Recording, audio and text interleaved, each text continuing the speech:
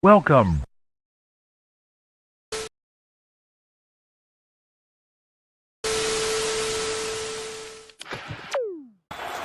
First and goal. Mahomes swings it. It's there! Hardman! Jackpot! Kansas City! Ready, down! Put. Hello? You play to win the game. I don't want winners. I want people that want to win.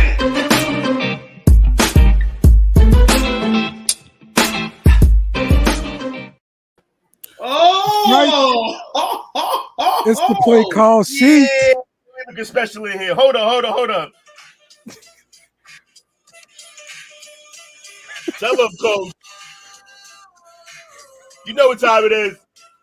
Come on. Who is that? Coach back. What's good? What's up, Coach? What's up, fellas? How y'all doing?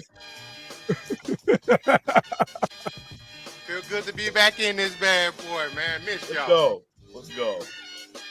I was hyped. I saw that message early. I was like, yeah. I was outside. I screamed. Motherfuckers thought I was crazy. How my brother's doing, man? God bless, man. We good, man. How you doing, man? I'm making it, bro. I'm making it. Another Coach day, is another dollar. Let's go. Back in the house. You looking good, brother. Appreciate it, man. Can't say I feel good, but I'm in this bad boy. There we go, Coach. Damn it, Bobby. And Ant. Just Dominic, who never shows up. That's it. The only one we got.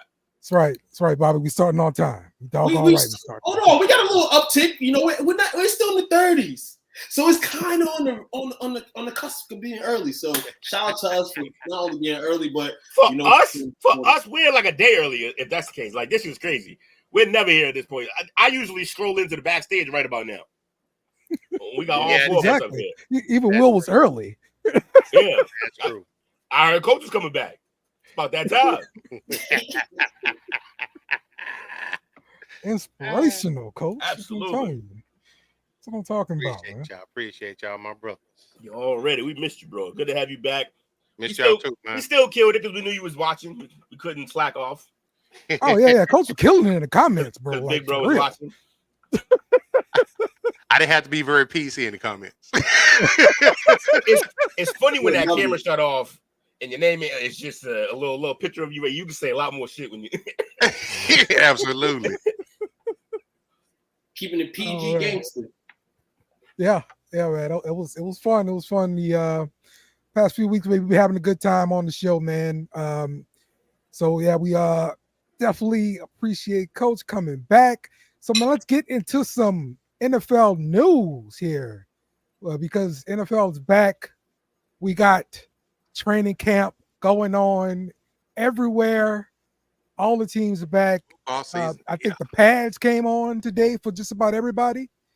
So real deal practice. And off. We still talk about practice. Our first game Thursday, right? First game Thursday, Hall of Fame. Yeah. There we go. Hall of Fame game was on Thursday. It's the best time of the year. So one of the big off-season topics has been about contracts. And we needed people wanted to get paid, right? Because everybody wants to get paid, right? Absolutely. So play to win the get. Nah. We play to get paid, y'all. Come on.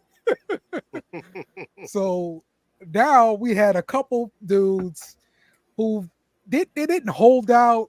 They kind of held in just a little bit. They We talked about it last week, but hey, it paid off for them because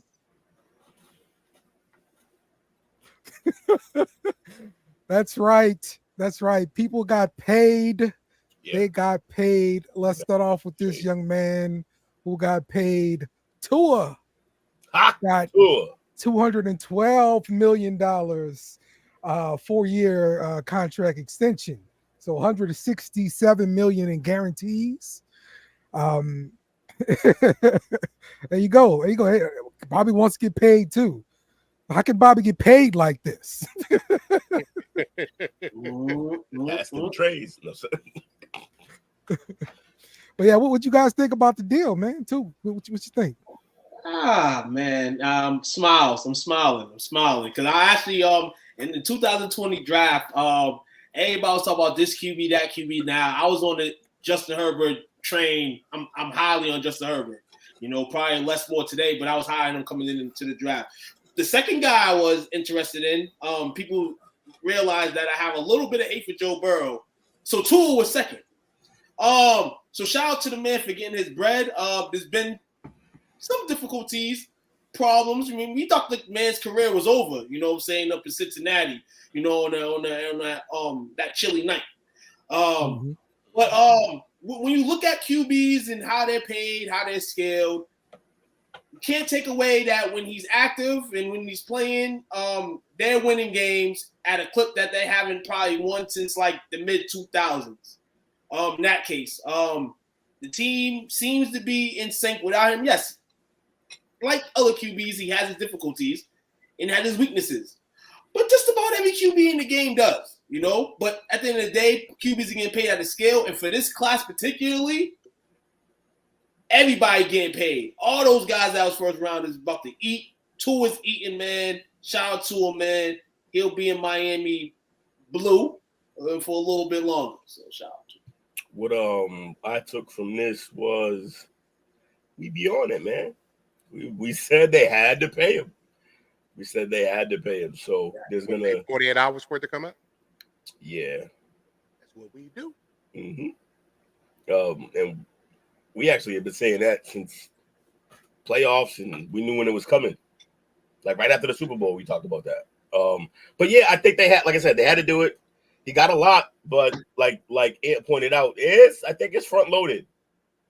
That seems to be the norm now, though. Yeah, so front loading and taking the risk, which makes sense.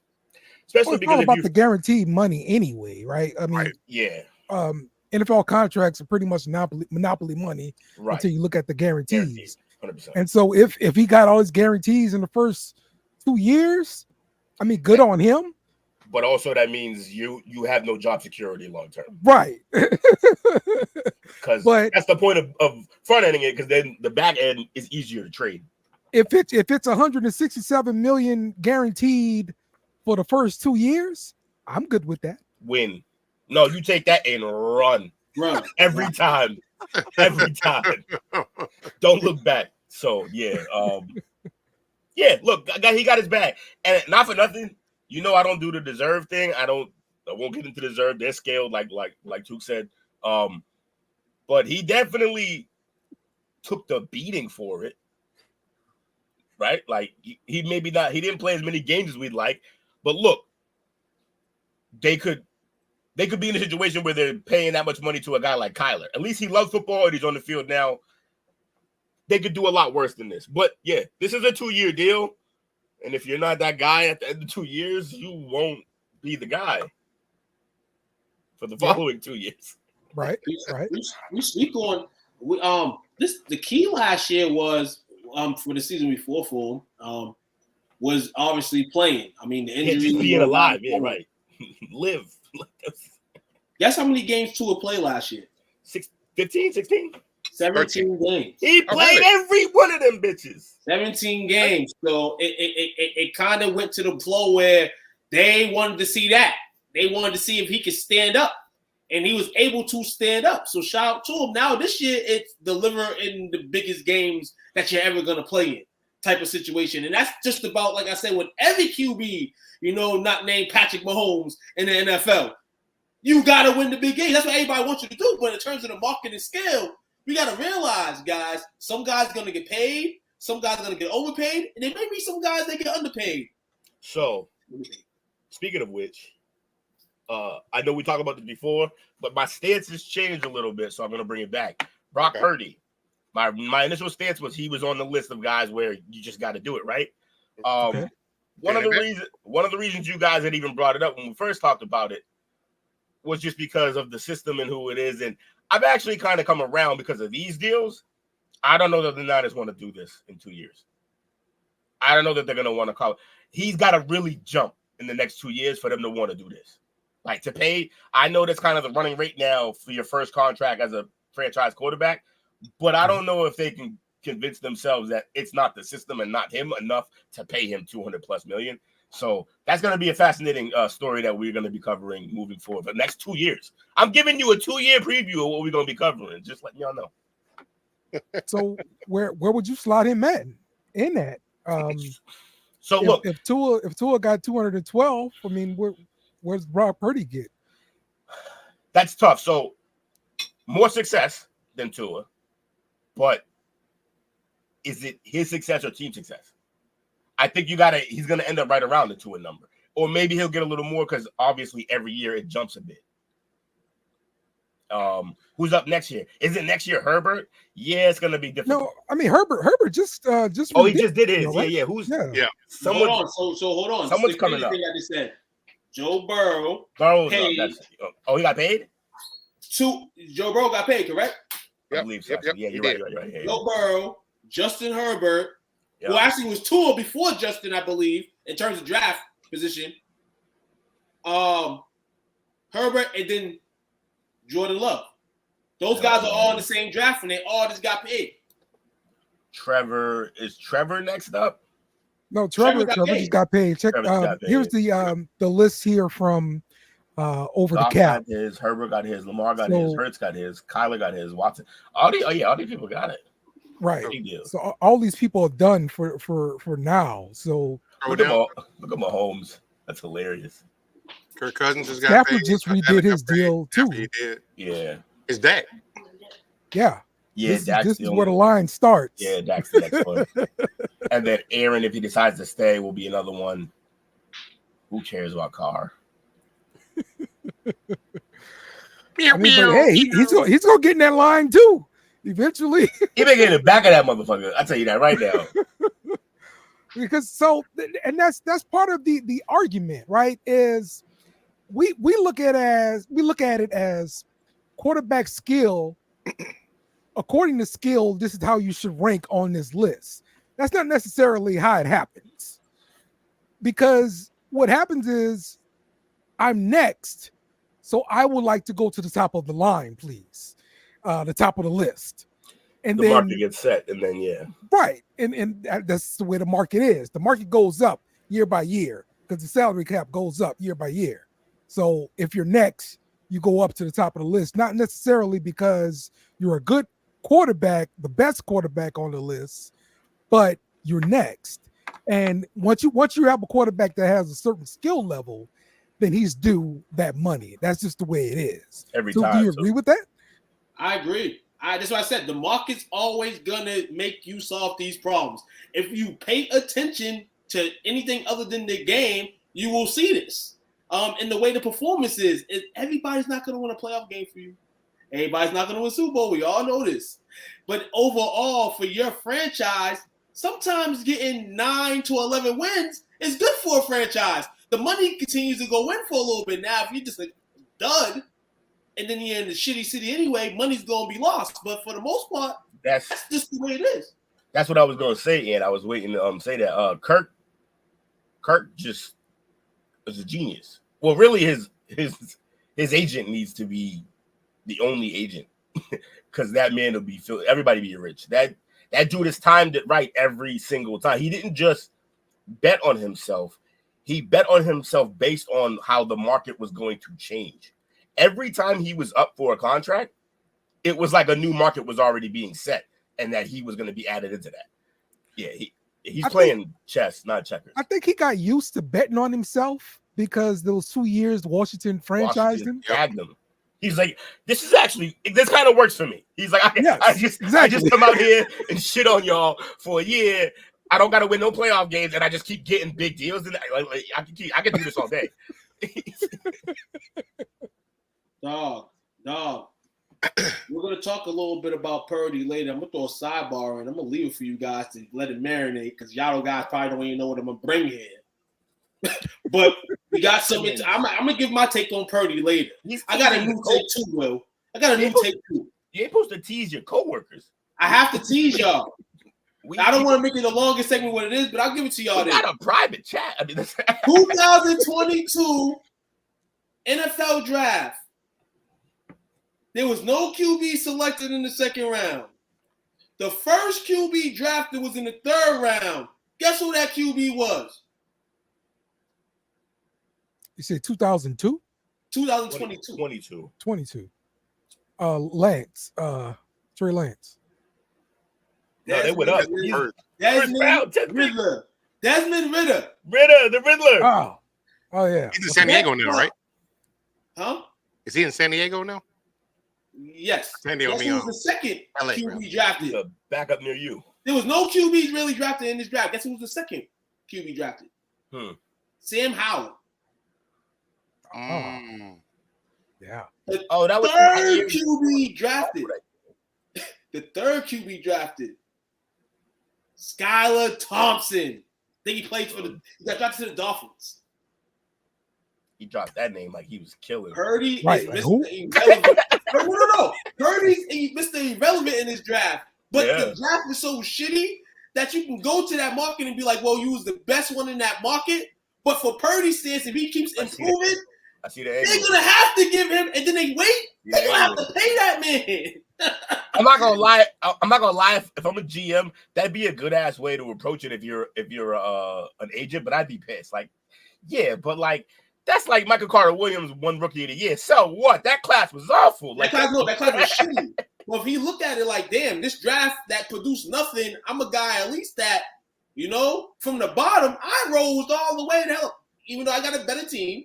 But year by year, hopefully he shows more, which he's been doing. And did Howell go to Seattle? Yes, he did. Really? Yeah. That was news for me. Me when I saw that, but that's crazy, man. I was just reading that the whole time y'all was speaking. I was paying attention, but I was looking at that 2022 draft because Will mentioned Trump, and I've never really dissected when he would. Obviously, we know when he was drafted, but this is why I say I've been pitching this segment for Mad Low. We gotta do redrafts. It'll be a fun set of redrafts. Yeah. Based on what we know now, how would they go in the draft? Right. Because Brock's top 3, top 4 pick at this point, right? Top 5 pick. Even though we think it's the system. You got to remember that next off season, bro. Right. Yeah, we can do that, whatever. Yeah, definitely can. But yeah, you're right. That is an off-season topic because we won't have news. I did say it, but I think I just said it to Coach one day. Like you said it to yourself in the mirror one morning. No, I'm gonna bring that up. That as well. But this is why I send so many messages in the chat. Yeah. I just think it and then I text it. See, then that way everybody has it. That's what you got to do, Will. Come on, like, hear me out. Pickle sombreros. Like, what is happening? There'd be some good stuff in there. You just got to find it. You got to weed through. They all can't be winners. Nah, it'd be weird. No, you post you gotta. That's why the great ones are even greater. You're like, yo, remember the last one, but this one's fire. Like, all right, continuing the money train. Jordan Love. Another one off the list. I need a whiteboard of shit that definitely is going to happen. I mentioned the whole 2020 draft class first rounders are all paid. Yep. So that's a $220 million contract for Jordan Love here. So, Coach, good investment. Who's the next guy to break the ceiling on the salary, like to set the market again? I feel like Stroud's gonna do some damage to whatever's happening. Nah, that is the next one. Be back next off season. You think? But he's next up. But like, how do you pay him? Not here. I don't think he's. I think he plays for another team next year. Oh, shit. Oh. So, would you be willing to give him the Jordan Love contract? Yeah, that's a whole other thing. Like the whole contract is word for word. Jordan Love contract for Dak right now. He wouldn't do it. Oh, would I pull the trigger on it? Yeah. Would you pay Dak Jordan Love money? Yeah, that's a bargain right now. That's a bargain right now because once he gets into that room, they actually have enough ammo to pitch more than that. So, yeah. Okay. Yeah, you would pay that immediately. This is another we had to give him that money situation. We mentioned this as well. Coach don't think so. For Green Bay? Oh, For Green Green Bay. Bay? Yeah, no, for that. Yeah, for Green Bay. Like Coach said, with Dak, Green this Bay is a whole had different it. thing. But it's kind of a situation about Dak anyway, man. The same way you got us, the same way you lose her. You know what I'm saying? That's kind of what's happening in this situation. Yes. But Jordan Love, the Packers had to do this. The Packers marinated him for so many years behind Aaron Rodgers and dealt with his bull crap. That at the end of the day, man, this is the services to him. Shout out to the young man on getting the deal. It's going to be a lot to, cover. This year is the year that now people say, hey, they got a year script now. He was obviously able to do some things, especially the intel last year, was able to do some awesome things. Mm-hmm. Let's see what this year, where the offense is truly this offense, which been his, it's truly his now. You don't have the running back no more, Aaron Jones. So now you're going with Jacobs. And then you got your receivers from last year. This is basically like your offense now. Wow, you can get out of this at year 4. This is your offense. Love? Yeah, you can get out of that. This is his 2027, you can get out of that. 22 million dead, that's not that bad. We've seen worse than that. Bad. Yeah. We've seen worse than that, that's all I'm saying. We've seen worse than that real recently. Yeah. It's nuts. Russ. 22 million, that's not that bad. Yeah, that's all I'm saying. But yeah, like me and Tuke was saying, and Coach and everybody, he was on the list. You had to do it list. 2029 is when he gets traded to the Jets, right? Possibly. Yeah, if we're gonna continue to, I think it's actually going to be like 2033 after another contract. Then it happens. But yeah, also, I hope he plays well. I think he will. I think he's gonna be a good player. But like, if it doesn't work out, I'm gonna still laugh because you shot yourselves in the foot, Packers. You put yourself in a spot. You put yourself in a spot where Behind Rodgers. You only got to see 1 year of him before the talks had to start. Also, I forgot. They didn't have to do this. They could have played it out. He signed for this year. Yeah. So they didn't have to do this right now. Which means they believe. No, they got the you know what the game is. Ticket sales, season ticket holders. That's what got this deal done quick because you don't want to go if you're a season ticket holder in Green Bay. And Jordan Love's holding out. Jordan Love's not playing. And he's not playing because he wants his cash. And it's crazy because after he signed his contract, he was on X and he had shot a video like, yeah, man, I got the money now, back to playing. So obviously we all know that he was not playing for the money. He wanted his bread now. I got a question. In his mind, he waited too long, he feels, and he got to play a year. And even if that was a sample size for them, hey, this is what Green Bay kind of structures in their quarterbacks, man. This is their community service. Yeah, Green Bay does quarterbacks the way Pittsburgh does coaches. They line up their perfect plan of succession every time, and they aren't disappointed when they make that decision. So they do it after a certain point in time. Absolutely, Will. We agree with you. I got a question for y'all. Mm-hmm. Do you think as a GM or as a franchise, there is more pressure running a team that is basically publicly owned like Green Bay or less? Oh, that's less. Yeah. Right, because that's what I feel. But I feel like some people will say it's more. But I feel it's less because it's like, where the fuck they're going to go? Like, y'all ain't got nothing to do here. Y'all don't be like, this is y'all invested in this team because this is all Green Bay has. So there's still a structure that you have to answer to and everything like that. Yeah, like you can get fired. Like there's still like a head guy in charge, right? But yeah, it's got to be less, and especially in that market, it's a small market, so it's the questions from the media aren't like insane. Like you'll get stuff from the New York media, and it'll be really it's a lot of pressure, a whole lot of media, so. And they get it, and they make it ugly. And Green Bay and them make it ugly to the point where the fans just loves, like, say, for instance, like a Brett Favre and Aaron Rodgers so much, so that when he starts turning, and it's like even for bad or worse, the fans are still stuck because you grew up loving them. You don't want to hate somebody you started loving. You know what I'm saying? And that's when you got to go. But Green Bay always holds on to that final moment, and then they end up having to go give this guy this money because. Though he was drafted 4 years ago, this guy's been riding the bench and being a successor of mine. Now he's here and he gives you a little something, and you're like, God damn it. But that's like the NFL in general, though, right? Like they wait to the last minute to sign all these contracts. Kansas City didn't. And actually, they didn't really either. They had like I said, they had a year. They didn't have to do it now. I mean, the reigning MVP had to wait till the 11th hour to get his contract. That's what happens when you want $500 million.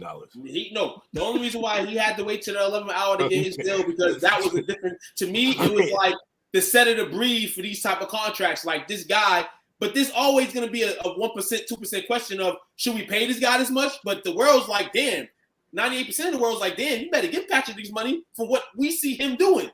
You know what I'm saying on the field? I don't care if it was Jesus Christ himself. I'm gonna take to that last hour if I'm giving you $500 million. Yeah, absolutely. So, Right. Bingo. Sorry, Lord, your boy gotta wait. We gotta do due diligence, man. Giving this man $500 million. That's crazy.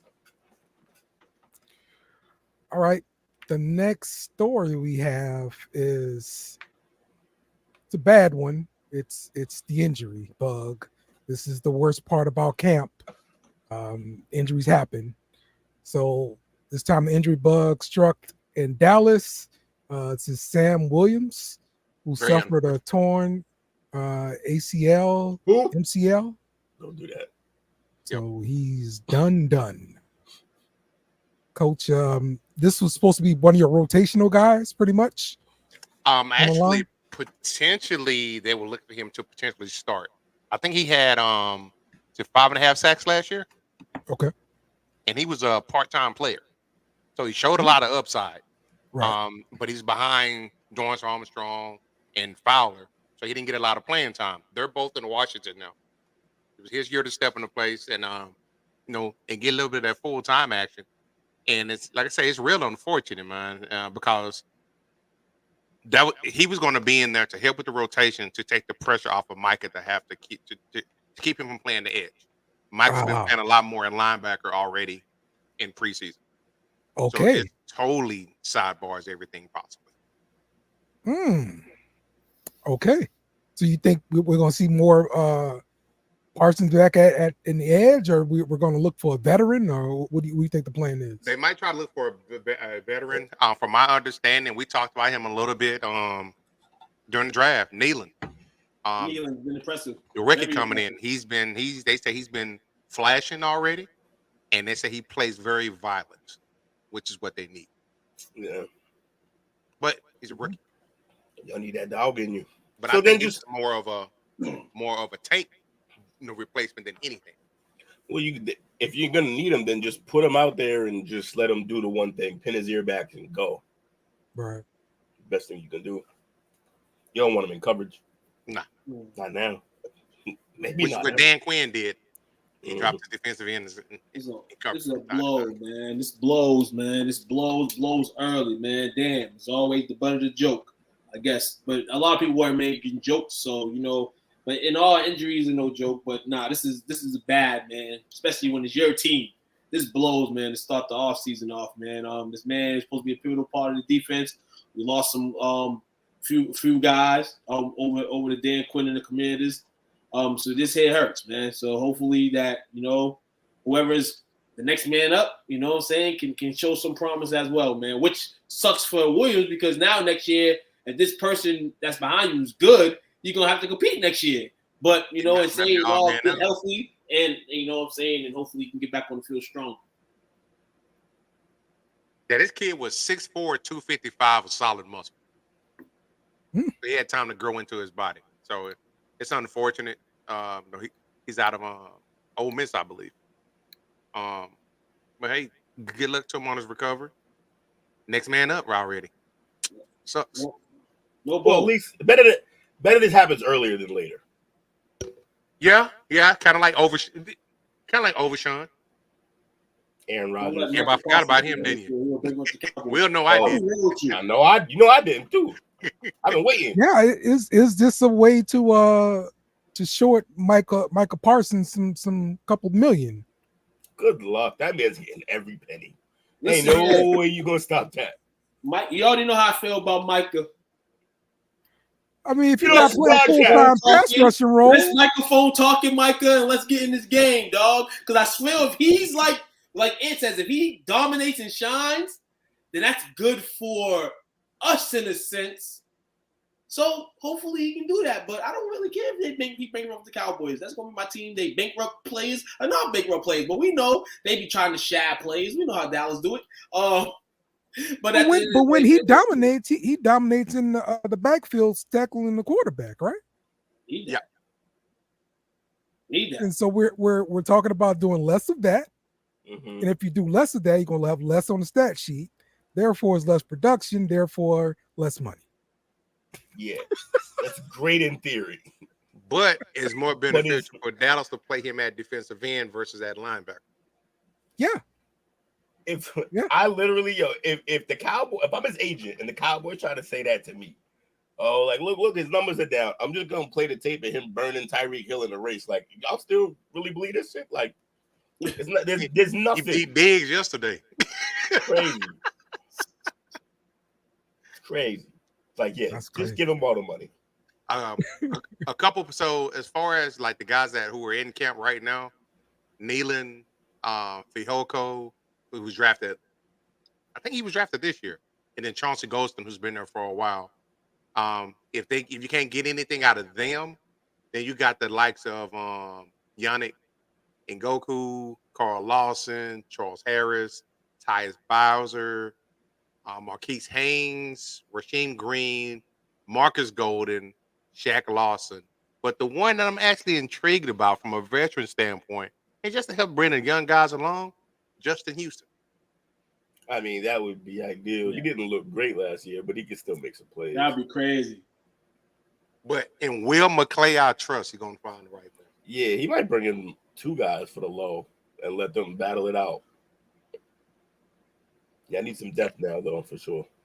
I think Micah, if anything, that's the holdup because, yeah, they ain't sure on Dak. CD might get his money, but it'll be a front loaded. They are trying to be. They're being cheap because they know they're gonna have to roll up the Brinks truck for Micah. Yeah, Mike is on the list, fellas. He's on the list. Gonna get his money. Gonna get his money. So, I got a question for you. I know you probably ain't gonna like it. You know, I'm on again, off again. I'm lukewarm when it comes to Dak. The reason why I say I don't think he's going to be here next year, just some of the comments he's made. About I heard it. Say again. I heard it. What'd he say? Pretty much, it's sometimes you got to go elsewhere. There's nothing wrong with having to play for another team. Listen to the way he's talking about his contract and the possibility of not being a Cowboy versus Micah's comment that came out yesterday. They are night and day. Well, one of them knows he's on the list. Is all I'm saying.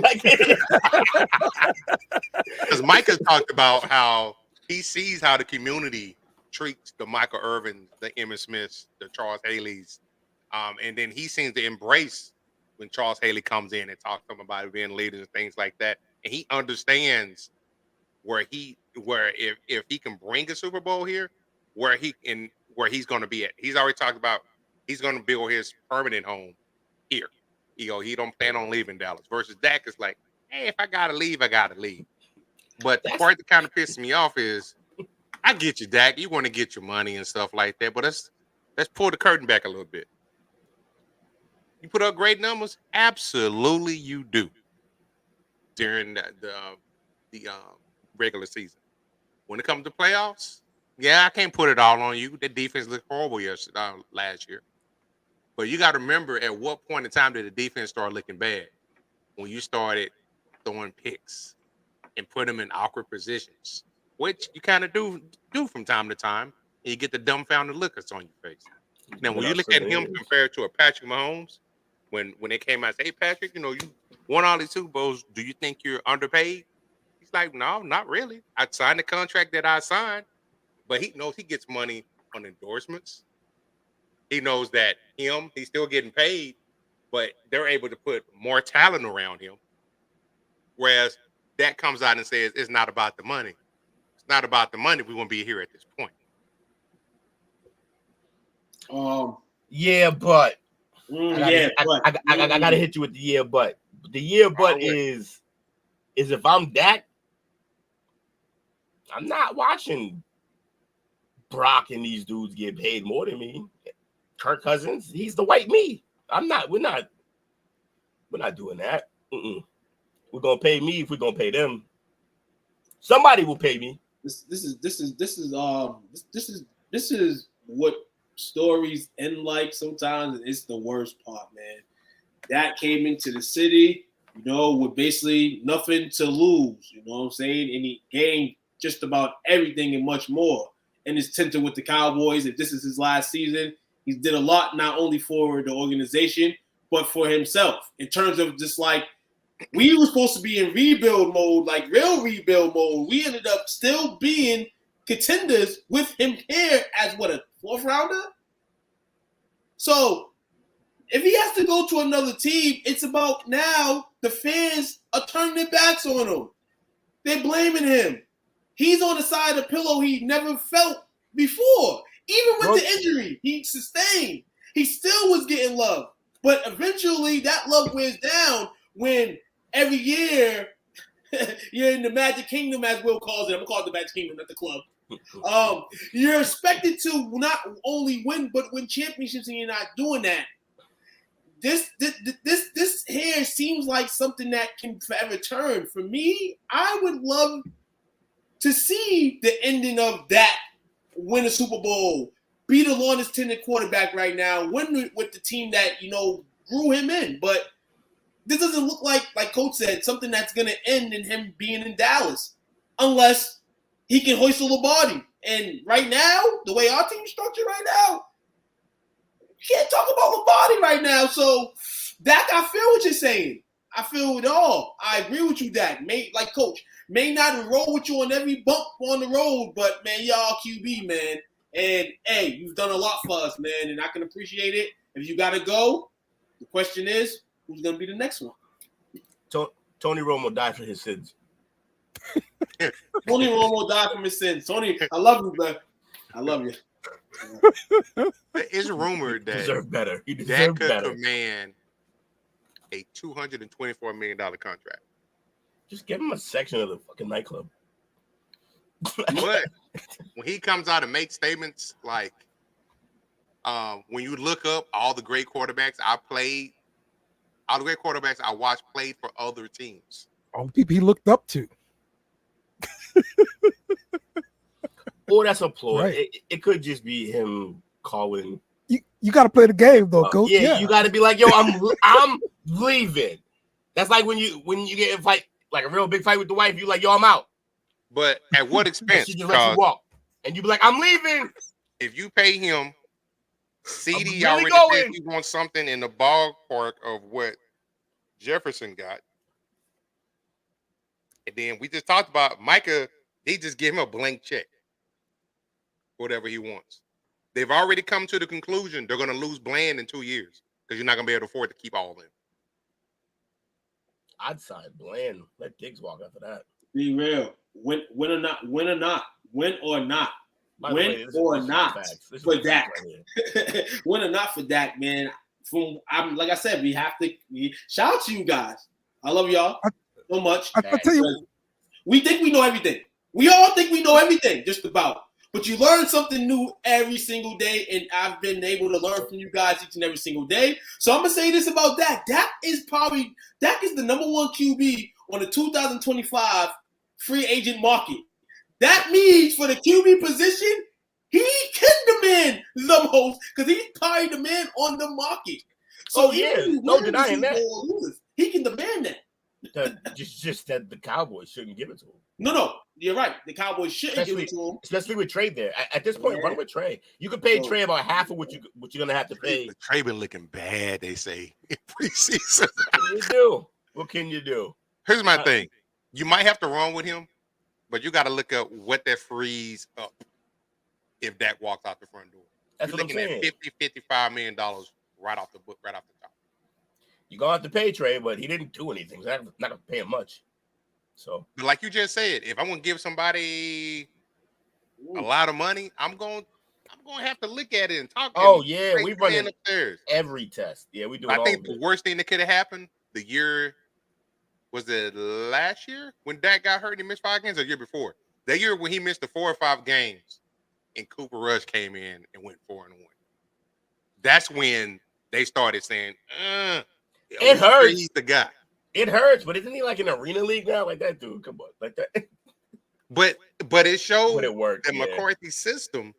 Do you really got to have a top tier quarterback, or as we've talked about, and I hadn't got into a discussion with somebody today, there's talent all over their field to where you can get you a quarterback like Jacoby Brissett. Somebody who can just come in and not make mistakes. I don't know about that. I'm gonna make somebody believe. But I do agree with Anthony. If Dak leaves, I think it will be in New York. Giants, really? Because we are taught they can get out of Jones' contract this year. Why would he sign up for that though? There's nobody to throw to there. Hey, I guess he wants to get paid. I'm just gonna look at it like this. Money, man. You Zach, if you want to be legacy, you don't get paid pretty good so far, Zach. He's gonna be a ain't saint. count another man's pocket, but I'm like, look at what Brady did. Look at what Mahomes is doing. That's the new recipe in the salary cap era. Yes, it is. How happy you gonna be when he's a saint, Dale?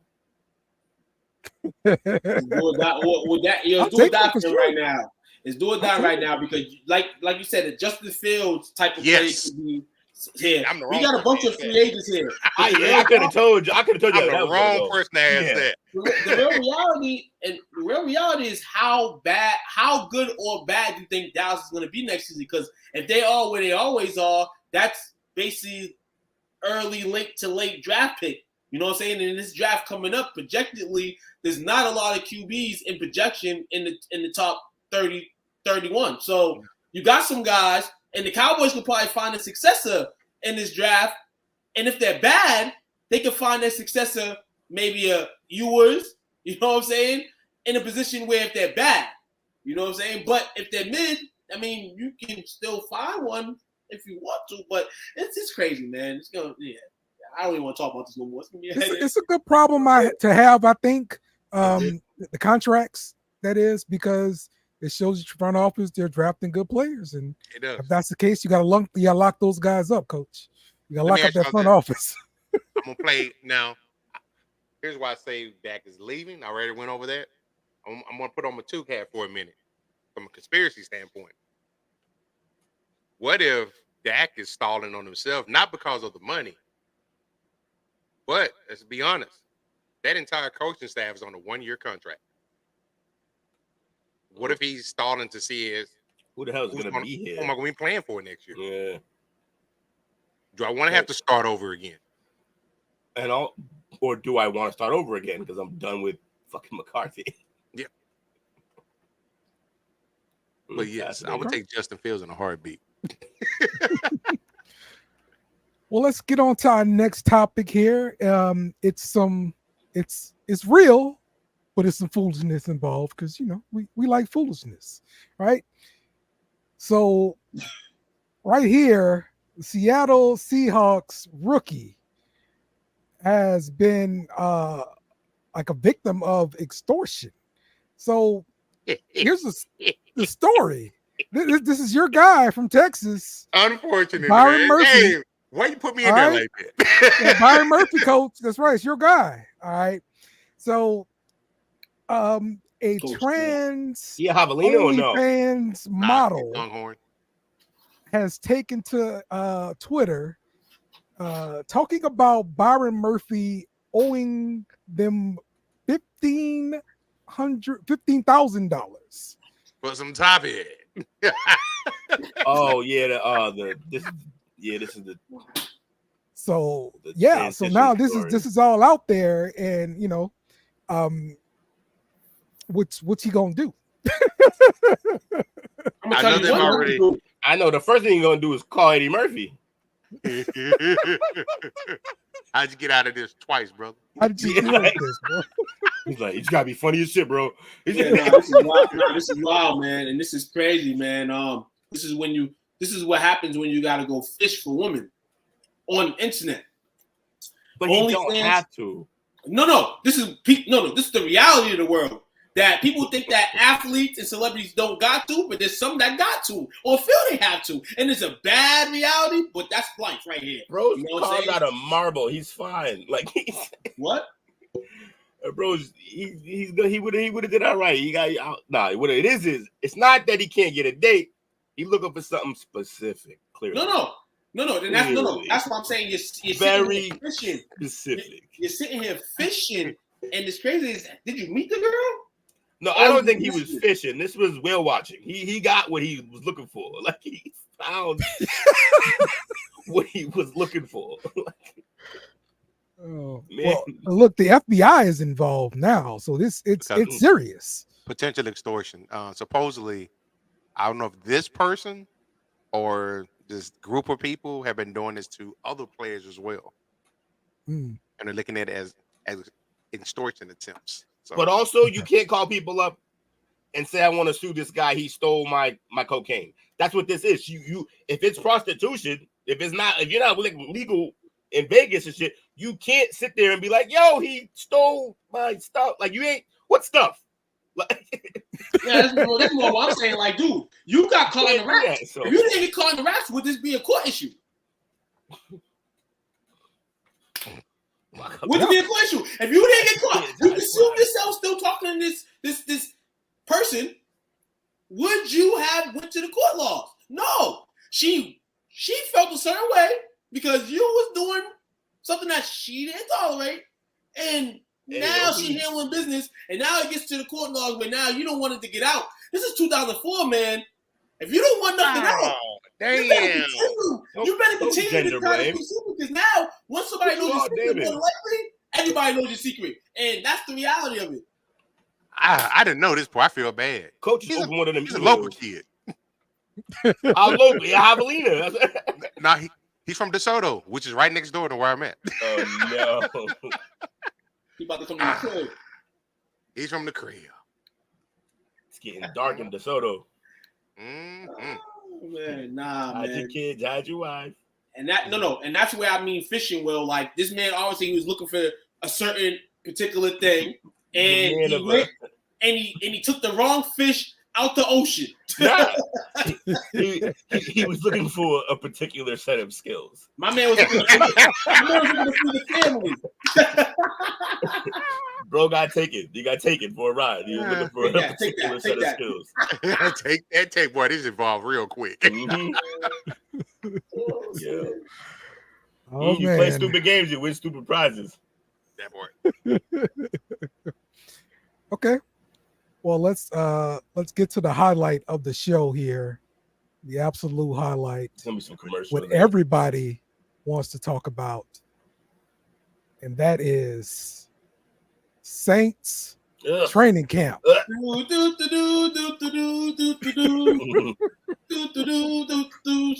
football. That's right. Second place The Saints. New Orleans Saints. Looking pretty good out there. We had some problems with some injuries. Marshawn Lattimore is out with a hip flexor, so that's a problem. But still, the offense is picking it up, and today was highlighted by Spencer Rattler, who got the second team reps here today. And why do you guys have Peterman on the roster? What are you doing? I don't understand that either. Okay, I would love to have him removed from the roster. Worst mascot. Yes, but for some reason he's there, bro. Who, Nate Peterman? Yes. Hey, they owe him something. The NFL owes him something. We still on the roster. They don't owe him. No, they don't owe him. He got pictures of something because this man is a pick six waiting to happen. There's no way he should even be on a practice squad. What are you practicing? Like pick returns? Like I don't understand why would he be on any team? Get him the fuck out of here. My man was 3 for 4 today. Chill out. Nah, what? They was in basketball shorts. I don't want to hear that shit. I'm with you on this, Will. Okay, I watched this man throw 5 interceptions live. I watched it. Even trying to do that many. Imagine How is he on a team? I say the same The thing. real question is Spencer Rattler, man. Real talk, man. Shout out to young Spence going out there, going early with the breeze, getting to talk at camp. This is how controversy starts, and I hope there's some controversy in New Orleans in terms of the QB position because maybe they'll better the team. So go Spencer, go. I hope So- Peterman makes it a competition. Yeah, Yeah. Peterman's not is he the It'd be least amazing. amount of reps. Are you serious? If Peterman made this a fight for the job, it'd be the only story we talked about. Well, I'm Yeah. gonna do him a favor. Nah, I'm All gonna we do would talk Peterman a about. favor. We're gonna do Peterman a favor. No. Yeah, Peterman, you need some shade. Yeah, he needs We're to. gonna give him my hat. We're gonna give him my hat. That boy. He need to go So- fishing with that hat. That's what he need to do. He's Bonholio. That's what Bobby said. Bobby said he's Bonholio. So Rattler happened would go 7 for 9 today with a touchdown. You hit Olave on a slant. Look, so that's good reps with the first team there. So we like to see the rookie in there with the first team and doing well. So that's as good on him. I'm hoping he's pushing for the second quarterback job. We did draft a quarterback last year from Fresno State, Jake Haener. And so him and Haener is going to be battling it out for the number 2 job, and I'm hoping Rattler wins. Yes, Rattler will win because the crowd will be screaming for Rattler. They won't be screaming to that Flippin' Dimon guy because they wasn't screaming when he was drafted. And I watched the draft. We all watched it live. So therefore, the people guys going to be on him like Will Shane right now. And Spencer Rattler will be the second quarterback. Only time under 8, Spencer Rattler is the starter. And you're saying Over that under 8 weeks. you're saying that Carr will get benched due to performance? He'll get benched due to performance and order. Take your pick. Or Spencer Rattler. And I said Yeah, that to a man. Saints fan, and they like I cussed their mom out. They call me all types of stuff upside and down.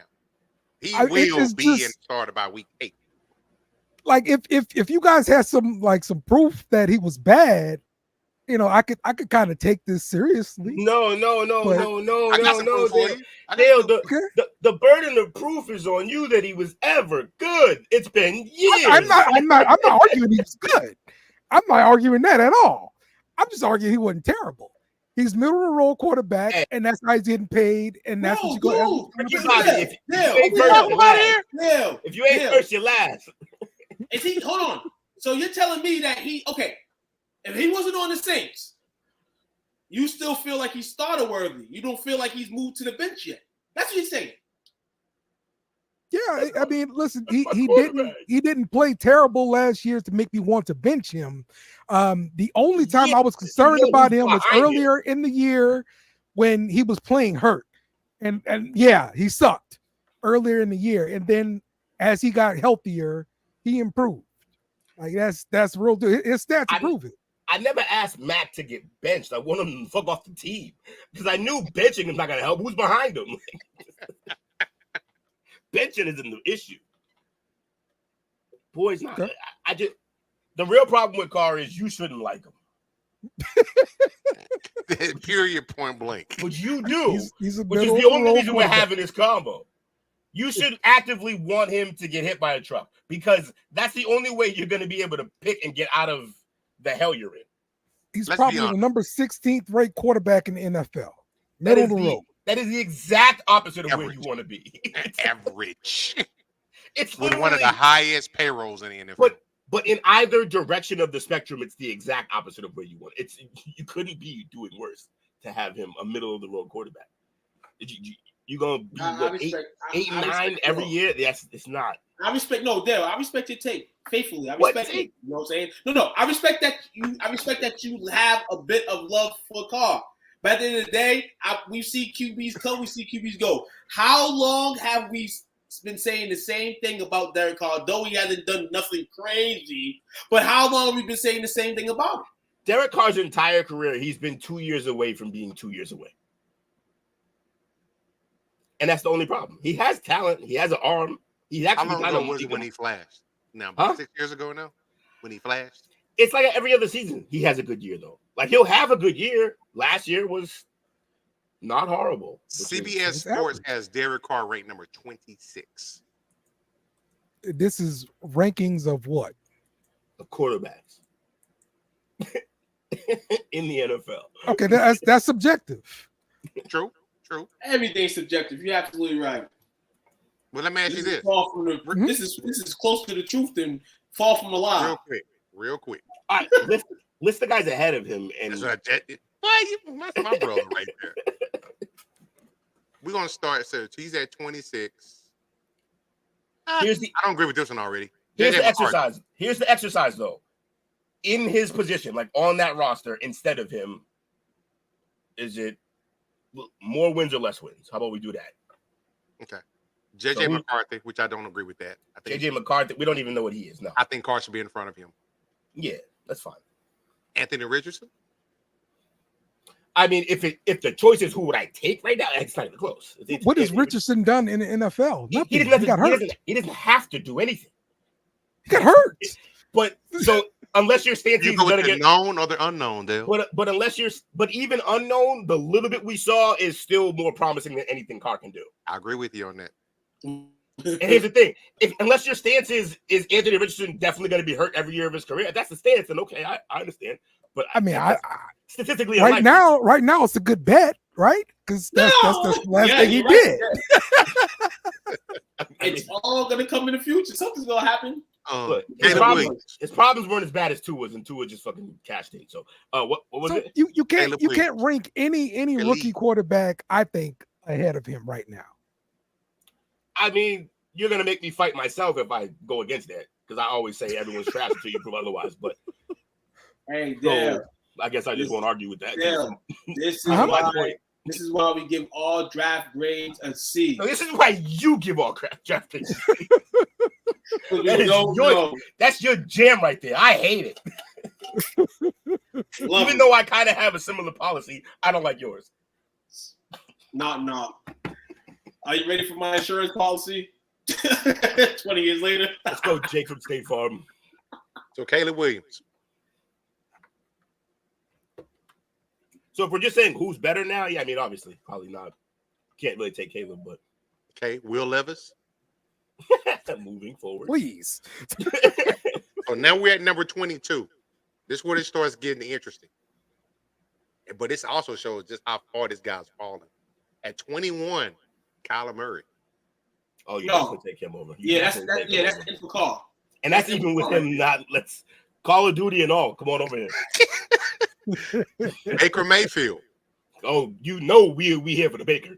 You know me and Tuka here for the Baker. Russell Wilson. That's tougher. He's older. I don't want to deal with everything that comes with him. He's probably better, but I just don't want to deal with all of it. Sierra, Geno future, Smith. The whole shit. Geno, he can't. It's just to recreate even the season that he had that was great would be crazy. Let alone doing it in a whole new place. So no, not Geno. This one, I think this guy's cooked in my opinion. Y'all probably gonna burn me for this. Watson. Deshaun Watson. I knew it. He looked legit terrible last year. He did. I would take him and get him a personal masseuse. Yeah, Derek. This list may have Derek. Hey, so this list can have Derek at 11. At like 17, 16, like Dale mentioned. I think 16 was his like prime spot for him. So 16 is not a bad.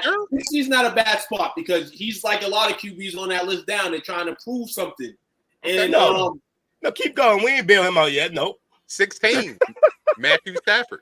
Definitely better. That's definitely the line. Matthew better. That's definitely the line. That's definitely the line. So if we weren't sure where the line is, we can be 100% sure where that shit ends. It's right there. Nothing moving forward will he be better than at all. 15, Sunshine, Trevor Lawrence. No, easily Sunshine. 14, Kirk Cousins. White Dak? Yeah, we take White Dak. 13, Jared Goff. Easily. Yeah, he's good. He's better. Then you got Tua at 12. Oh, he's high. No, this is who's high. Rodgers at 11. Rodgers not is gonna argue always with it, though. Rodgers is always gonna be high until he ain't high no more. He's 48,000 years old, coming off a torn Achilles. Listen here, I'm not gonna argue with it. I don't want to hear nothing about him being high. I got attacked during the tier. I got attacked during the tier too. My man Aaron Rodgers is gonna be on somewhat of the top until he ain't on the top no more, dog. Shout out to my man A. Rodgers, dog. Shout out to my man A. Rod, dog. Hey, for real with you, it sucks that he got hurt last year. You know why? Because actually one of the QBs I love watching is him. I don't know why. I think we all, even Will, we all want to see it. He's fun to watch on the field. Yeah, it's always been my stance. It's always been, he just does way too much off. Just stay in the fucking dark with the shrooms. I can't wait. And hold on. If he survives game one, we know he's in for the season, dog. Listen here. This survive game one. Don't come out with no American flags. Stay on the field. Don't come in the start lineup. Literally, your first play on the field, just be ready. That should be the first time you step on the field, Aaron. Try to stay healthy. And in the first play of the game, first 3 plays of the game, let that shit be runoffs. Don't fucking go back right yet. Don't trust me. Listen here. Come on, Aaron. All right, so this is all stats, just stats from last year. That's all it is on ESPN. All right, so if we look at yards, there's old Derek Carr right there in the middle. So yeah, about 15, 16. I'm just like, look at Jared Goff. Yeah. Taking shit up. This is the passer rating. Derek Carr is like number 10 in passer rating. Who's number 1? Purdy?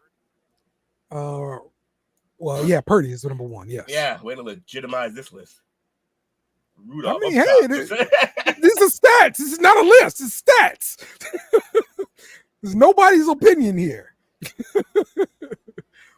So, but I'm just saying, looking on paper, like the guy's middle of the road. That's what he is, and that's how he's getting paid, and that's why he's not going to lose his job because of performance. It's not going to happen.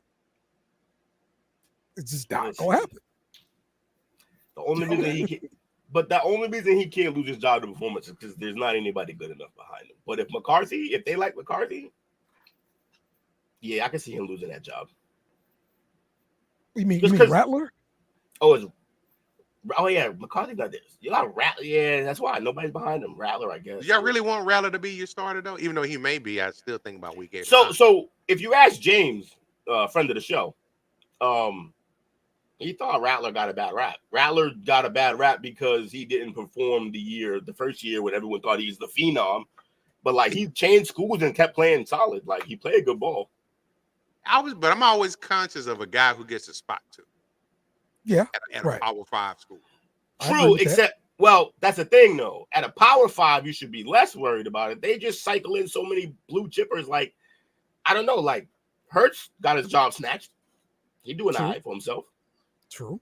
And I'm gonna be real. That Oklahoma team with him. It ain't great to get your We've seen Oklahoma teams in the past too, man. Hey, it didn't look like the Oklahoma team with him on the field. Brady ain't winning the job. Brady lost. He's an anomaly. He's an anomaly. Yeah, for sure. Yeah, but yeah, if we see Spencer Rattler, man, like something bad has happened. He got hurt. No, he played bad at the Cotton Bowl when they played UT. That's when he lost the spot. Yeah, except everybody wasn't playing great against UT. Maybe people should understand it. What was happening? Caleb came in and he balled out as a freshman. Then became the first pick of the draft. Caleb's really a talent. I give him that. Yeah. Okay. A lot of people would have lost their jobs to Caleb. As it was, he left the spot. That was also weird, by the way. Why did he leave? He left where Lincoln Riley left. Oh, that's the only reason he left. Yeah. Oh, that makes sense. Yeah, he went there for Lincoln. And that's a guy you go to play for. So. And Utah showed he can get shook up. Yeah. They beat him up 3 times in 2 years. But didn't he go to what division, what conference is Utah in? They're in Big 12 now. Oh, Big 12. Okay. I'm like, he went in the pack. I thought they was in the pack for some reason. They were in the pack last year.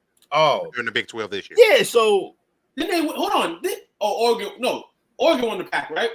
Oregon won the pack this year. Mm-hmm. Utah won it last year. Won the year before. Okay. Yep. They beat him up. Utah. But Oregon beat Utah, correct?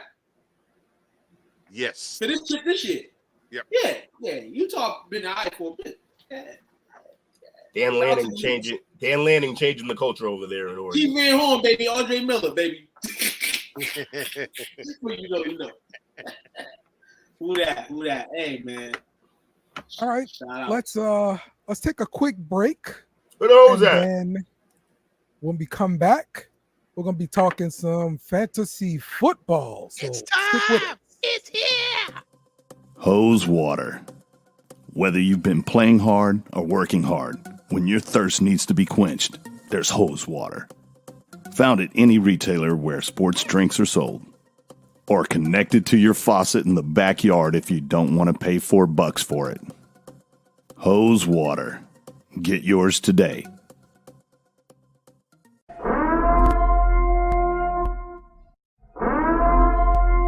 This is an emergency message. Stop what you're doing and hit the like button. Also comment and subscribe. Thank you. We now return you to your program.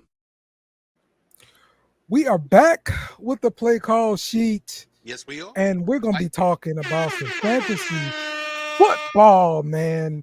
Real quick, hey, Not the while game. we're talking Not the fantasy game. football, Not the game. this past Wednesday, BS and Beer Media, we dropped our Frenemies Fantasy Football podcast.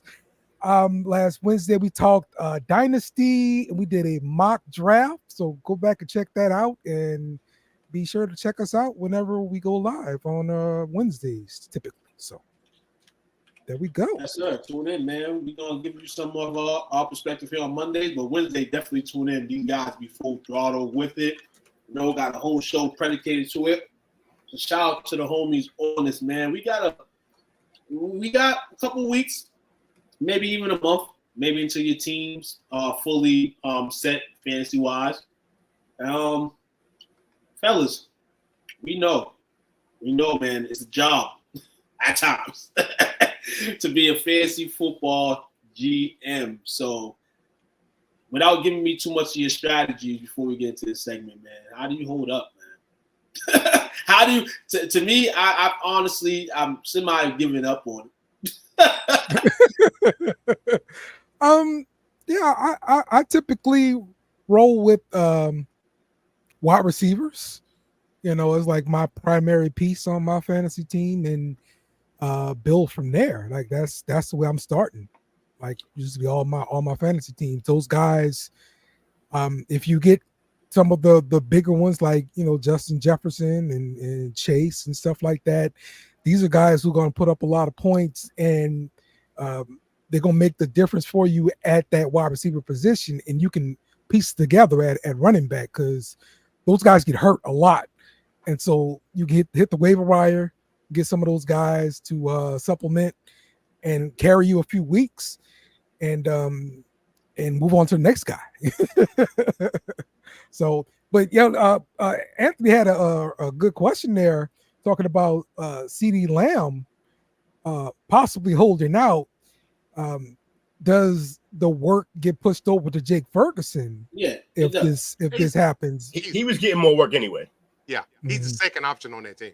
Right. Okay. He counted his rookie year. He did that anyway. According to CBS, he's the 9th ranked tight end, but definitely CD holds out and he's not playing, which I don't believe that's the case. If that was, this dude definitely moves into the 5 plateau for sure. I expect him to be a top 5 producing tight end, regardless of whether CD plays or not. They're gonna have to feed him this year. The running game is gonna be a little different than it normally has. It's more speed guys, not a lot of power behind there, and it's just basically CD and this dude. He's gonna get fed. When you guys typically draft your quarterbacks, Anthony is saying he typically goes 5th or 6th round for a quarterback. He's been getting a lot of CJ Stroud in his drafts. That's a good value if you get CJ Stroud in the 6th round. Yeah. I wouldn't mind doing that myself. You won't this year. I don't think so. I mean, look, this is what he's saying he's getting in some of his drafts here. So I mean, I just think as the closer we get to the season and they realize that they're staying healthy. Also, I want to talk about the Texans today anyway. They might not lose 3 games this year. That team, the way they're practicing right now, The team's scary.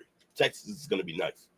But, yeah, I don't know. I think Stroud, if you keep doing mocks and you see him in the 6th, hey, by all means, that's a great pickup in the 6th. You asked the question about QB, man. Listen here, man.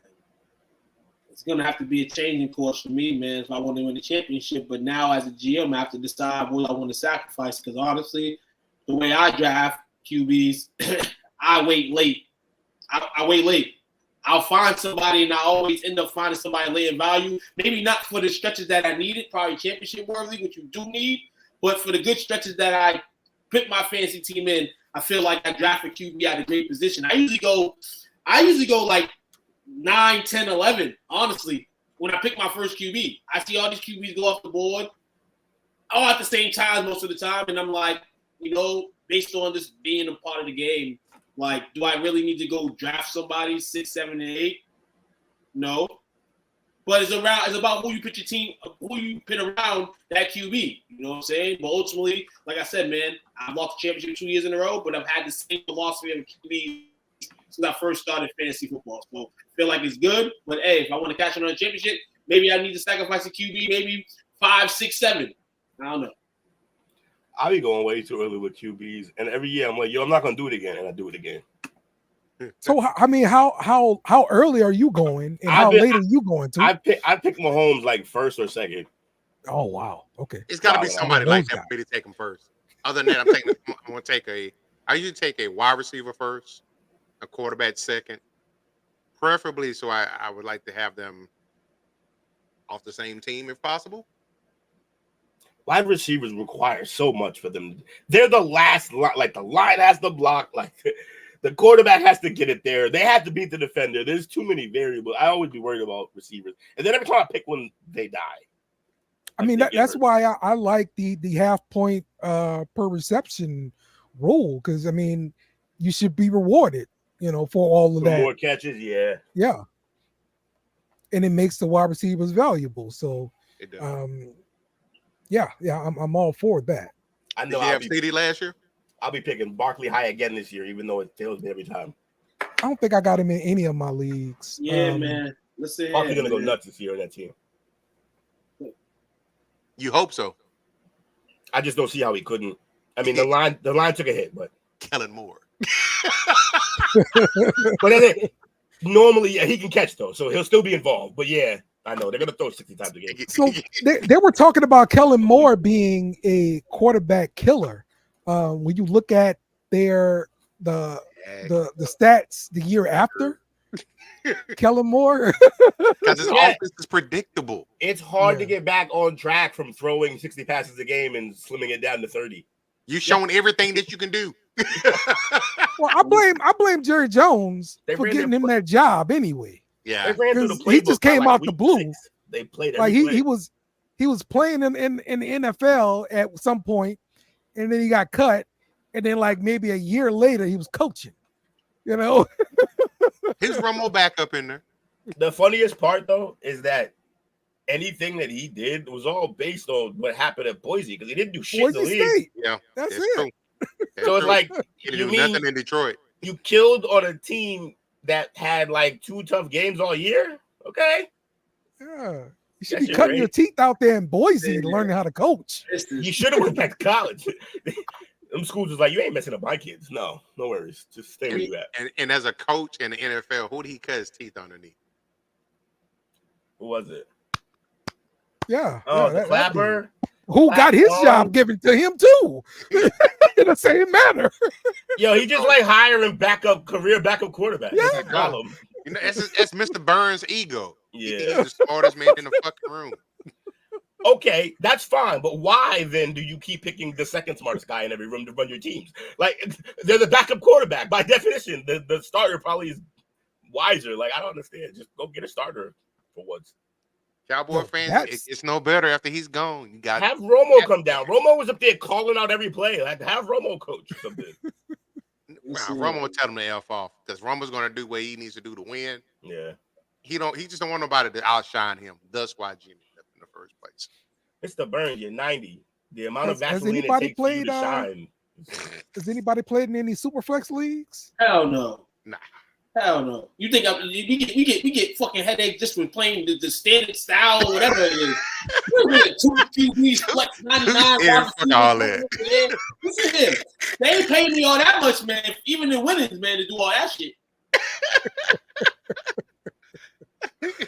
I got kids, man. Shit. It really does make it challenging. You're actually some teams will actually be drafting backup quarterbacks just to have somebody's backup that, like, you know, Lamar Jackson.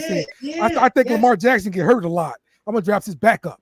You know, when he get hurt. Do that too, and like you said, anything a GM does in terms of fancy draft is either you're rolling the dice. Now, if you go get a QB as soon as you go draft a guy like Lamar Jackson, then your team's gonna take a hit because depending on where you are on the draft board, you may not draft back again until and then you go full circle because depending on if it's reversed or whatever.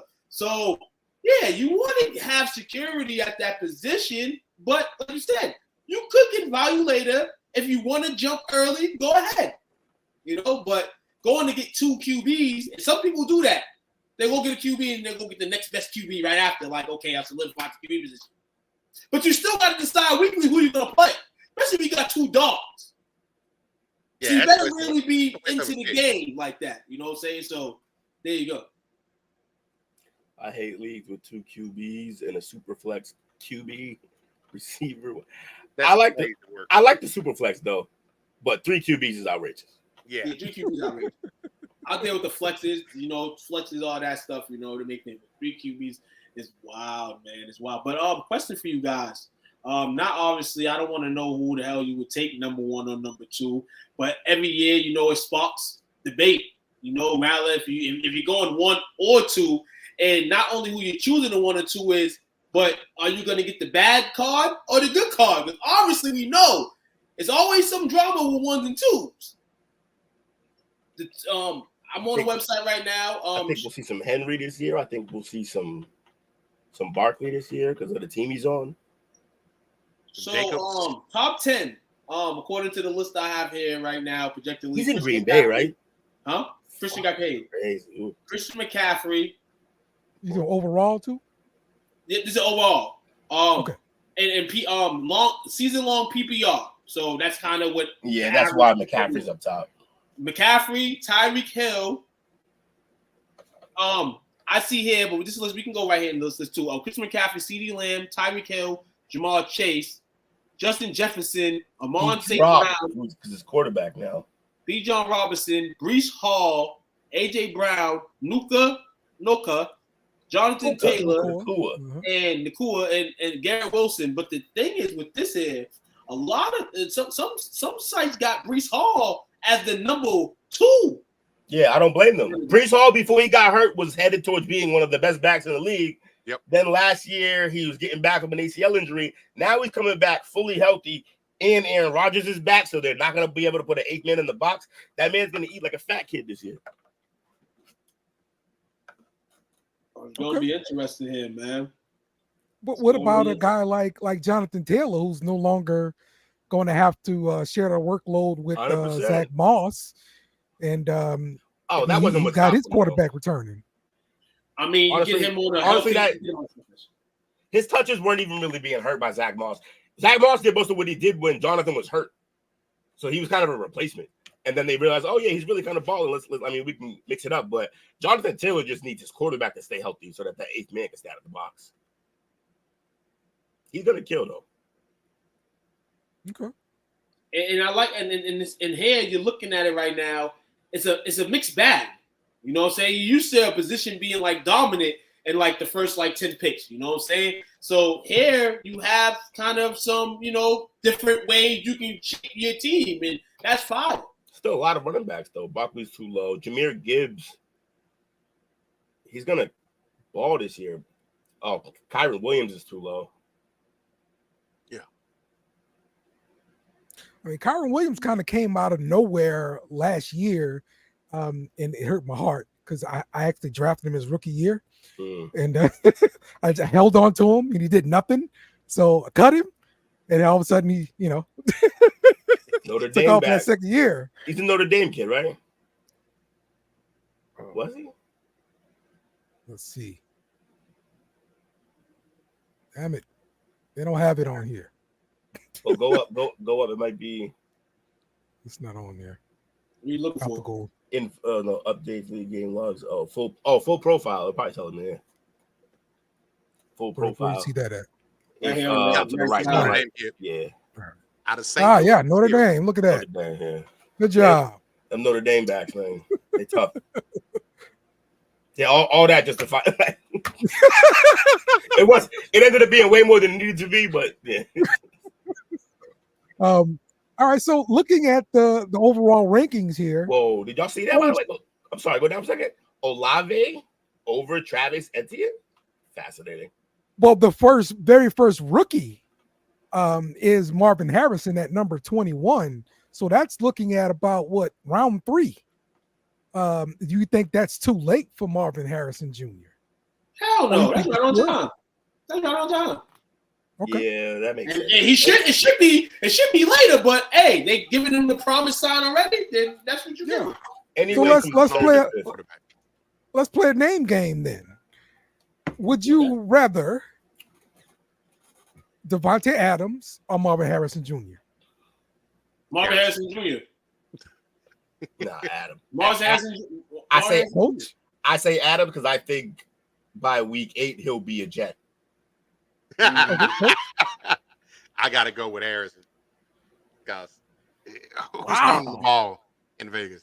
Now, who's throwing Marvin the ball? I can't even see over his fucking line. No, to both of y'all points. To both of y'all points, y'all both got it right in this. Because Will said the back end of the season is going to be with the Jets, so that's when the fantasy tick can uprise.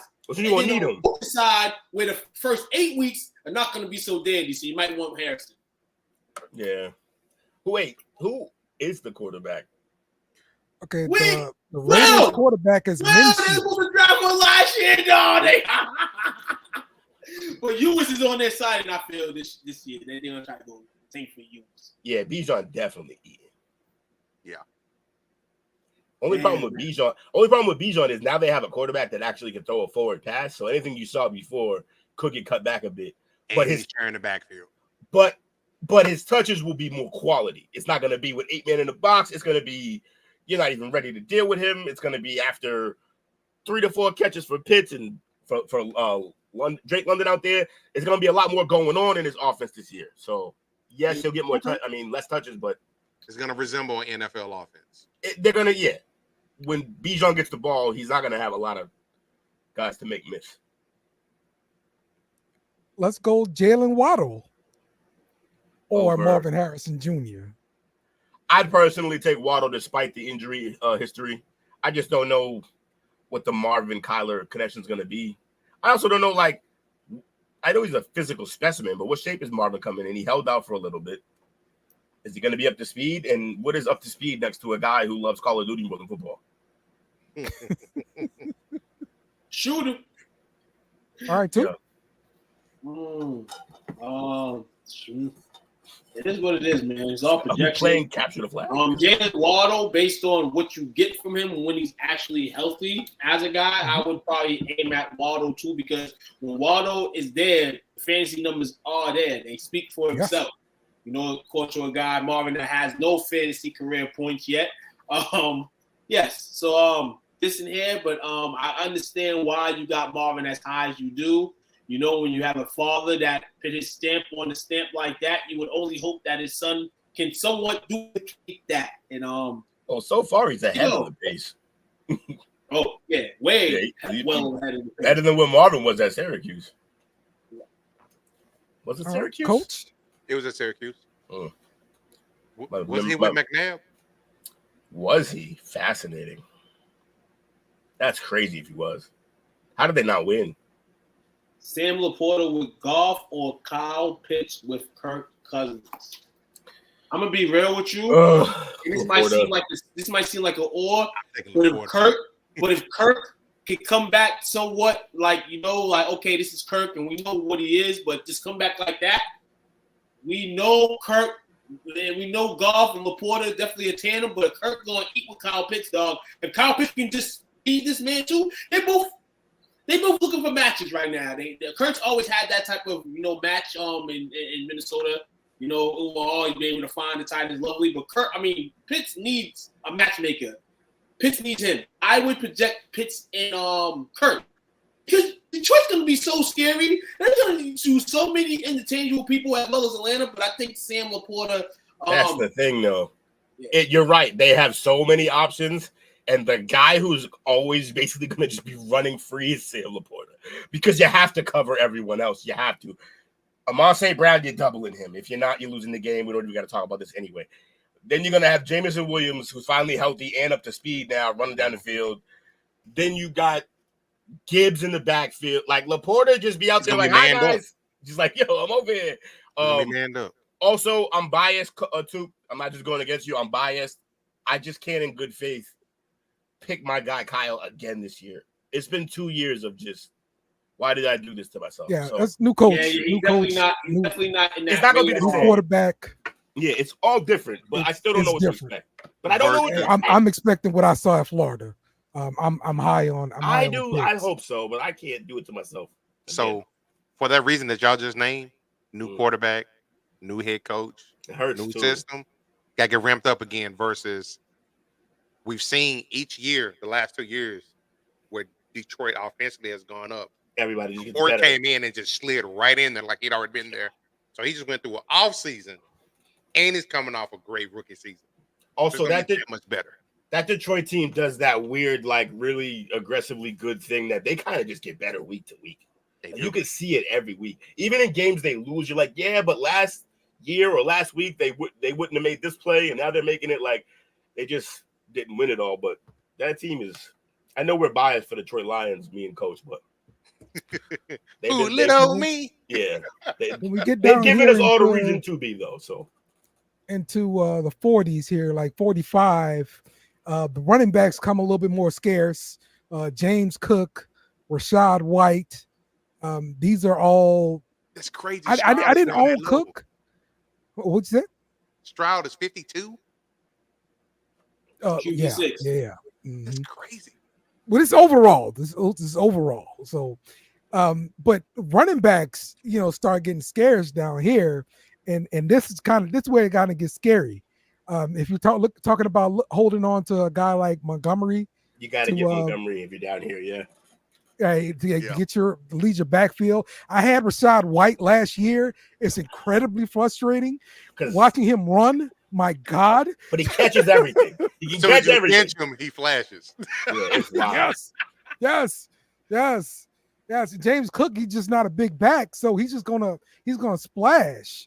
The thing about Cook though is that when they fed him, he killed. Mm-hmm. But they don't seem to like now you gotta kind of look at these rosters, man. Because I think Cook now has some competition in the backfield, right? They drafted Ray Davis. He played with Josh Allen. But what are they? Ray Davis out of Kentucky. But what are they going to do offensively, though? Who are their weapons in the air? It's him, like at running back. Like they don't got much to throw to, bro. It's not looking good over there. They got the rookie Keon Coleman, and then it starts to get real scarce after that. Looks like they got Keon Coleman, Curtis Samuel. Oh, they got Valdez Scantling. Khalil Shakur. They got two tight ends, if I'm not mistaken, Kincaid and Knox and Dawson Knox. Okay, yeah, I got the double tight end. But didn't they not really throw to them last year? No, they didn't. Well, because they had wide receivers last year. Now this year, you're probably going to run into two wide receivers set. They had a receiver last year. Buffalo would not make the playoffs this year. They had Diggs. Okay. And McDermott would and Diggs will disappear. Right. So they didn't really have much. Trubisky backing up. I forgot about Trubisky. But okay, I think you're going to lean more toward the run game. And I think you're going to start seeing more of Ray Davis, the rookie, fourth rounder out of Kentucky. This may be a sleeper for you to be looking at in fantasy football because, like I said, when you get into these 20s and 40s or whatever, running backs become scarce, and you're going to be looking for a guy with some good options. You're going to be basically looking for the guy that you're not really sold on in a sense. It's not going to be pretty. Right. I understand that. Yeah. But Hey, this guy could be getting the carries, and once he's getting these carries, he's gonna be the hot guy on the waiver wire, and people gonna be willing to give you everything. The draft room, man, it's like be yourself in your mind. Like a lot of things can happen on draft night. We all know. You might be partying. You know what I'm saying? You may be by yourself, but you gotta be in mind, man, to pay attention, man, because it does. Like you said, even with the running back position, every position, when it shortens the hell out. So get into it, man. So this is a ranking I'm surprised to see. Zach Moss is all the way down at 28. He went to Cincinnati, and I thought he was going to be like the feature back in Cincinnati. I was kind of looking forward to this. Let me look at their roster, because something going on here for him to be ranked like this. He started, and he's backed up by Chase Brown, De'Veon Williams, and Chris Evans. Yeah, I don't see why they would have him ranked so low. So, hey, this could be another value that you could be looking at getting running backs late. This is what the situation is with Zach Moss. Shout out to him and the work he did last year with shout out his career because he went out there and just did a lot of the dirty work. But what they're hitting at with rankings, I believe, is can he continue to be the dirty man doing the dirty work? As now, this is your job. Like, this is not this last year, like your job, this is your backup job because Jonathan Taylor's not here. You're going to be the full-time back to start the season in Cincinnati, replacing the guy that was productive in Joe Mixon. So, yeah, I just think, like, overall, like, it's just giving him the bad end of the stick right now. But as he's done throughout his career, just go out there and show some promise and prove the haters wrong. I think he can do that. Yep. He's looking some more at these rankings. Justin Herbert, number 98. Fair enough. Fair game. It's like people in the draft are going to be thinking, like, should I go choose him over this person? Where should I choose Justin? All these years of disappointment is going to kind of be like where you draft him. Well, hold on. We're talking about fantasy. He hasn't really been a disappointment in fantasy. Now, in fantasy, he's been all right, but he just lost all his receivers. So, yes. So basically, he's starting up with Quentin Johnson, hoping that works out. And they drafted somebody, correct? Hold on. Let me get to the Rams. Or maybe they didn't. Maybe I wanted them to, and they didn't. I be wanting good quarterbacks to get like the flashy receivers. They never really. Well, of course. But they never really do, though. That's how the draft works. It's always Randy Moss playing with some Brad Johnson ass motherfucker. Like, I mean, unless you're Detroit. Detroit was draft wide receivers every year, right? So starting wide receivers for the Chargers. Palmer. Yeah, you got Josh Palmer and Quentin Johnson, who they drafted in the first round last year. That's rough, bro. They also did draft Lad McConkey in the second round. I thought it was McConkey. I should have said it. I would have looked smart. They did pick up DJ Chark from Carolina. Maybe he can and that's the other turn one. back a hands of time. Yeah, I mean, they got Jerry Rice, huh? Over there, they picked Rice, up. Yeah. Over there, they picked up Chark when he played as a number 2 or 1. But here, he's like a 3 or 4. He'll be fine here. Yeah, I mean, he was just coming off of an injury, so not huge expectations for him. They did get Gus Edwards and J.K. Dobbins from the Ravens to play in the backfield. I don't know how that's going to work. Oh yeah, they picked up 2 of the most injured-prone backs in the league. Right, brilliant. So you better get a Vidal. Yeah, maybe Vidal is the guy here. Stash him. He gonna play. That's true. Stash him. That's true. Anthony, how is Zach Moss Tony Pollard? And what? I don't want to jump on you before I know in what sense you made that comparison, but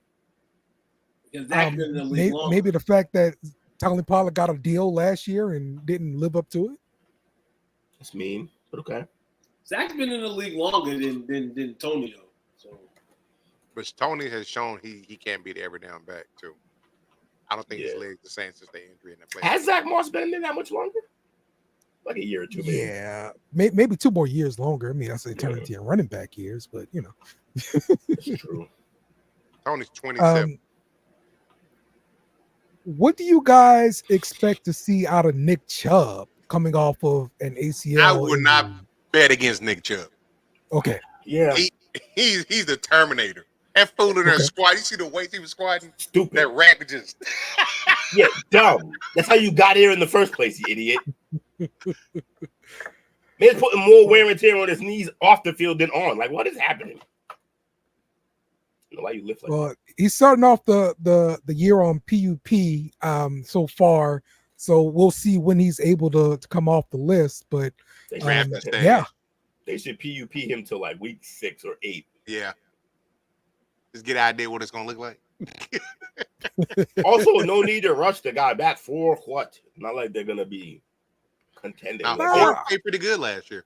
look, their defense is good, but it's still Watson, right, guys? Is that what we're talking about? Yep, Watson, right? like look at their offense on paper. You got Elijah Moore, Amari Cooper, who they just restructured his contract, right? They just traded for Judy. Already a career underachiever. They just recently drafted Bell and Tillman and Thrash. These are all guys they're excited about. Don't talk about Njoku, who had a good year last year. And then Watson, they're paying a lot of money. Listen, what are you doing they're paying here? them to win. All right, they're trying to win. They're not trying to look forward to next year. I'm going to go out on a limb and say Watson is washed. And I just want to know. Hey, Dale, I'm just saying, you're making all this case here, but we were just laughing at where Watson was ranked and all this. Like, yeah, what's the plot? I mean, do you believe it's Watson? Can Cosby bring him to the promised land? Not Cosby. The man's got the skills. Is he going to put in his way up the field? We're going to see, but if he can't, we got Jameis right behind him, right? Jameis can get in there, and this Jameis is what this is all thing. about. Y'all let this man get away with this for so long. Enough. Had enough. Jameis can sling that thing. What even is the attachment? Is because he played for y'all for a half a season? Is that what happened? No, because people hate Jameis, man. Like I'm sticking up for Jameis. People hate Jameis. Yeah. My question is why? I understand what you're doing. I'm asking you why. That's what I'm saying. Well, why do people hate Jameis so much? I don't understand. Why does anyone? What's the like? It's not even about hate. The man was eating his finger. He's a weirdo. He's a weirdo. Okay, fine. Why you gotta hate him? Weirdos get what they get. This is how the world. You're just arguing with the system we have in place. Fight the power somewhere else, brother. Now look, that's a job they also be talking about as somebody potentially giving up the job because due to performance. Because Watson sucked last year. The team was better without him. Yeah, but here's the thing: there's some cases where you can perform and you trash, and you still got to be on the field because we're paying you $250 million. I agree.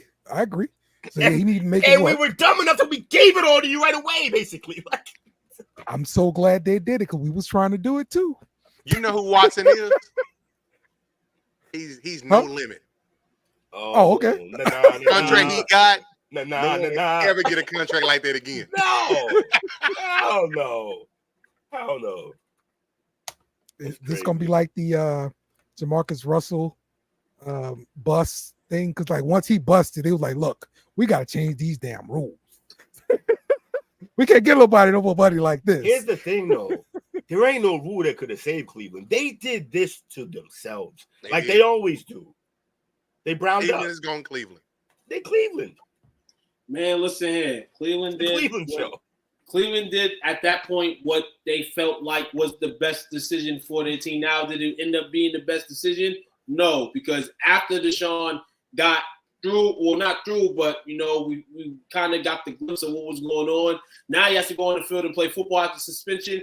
Now we're not getting that. But beforehand, we labeled Deshaun Watson as a top 5 quarterback in the league. So the Browns at some point thought they were this smart. The situation that turned out for Watson just wasn't smart on his hand. But it's not his fault. It's never the player's fault. You want your money. Cleveland gave him your money, man. And guess what you did?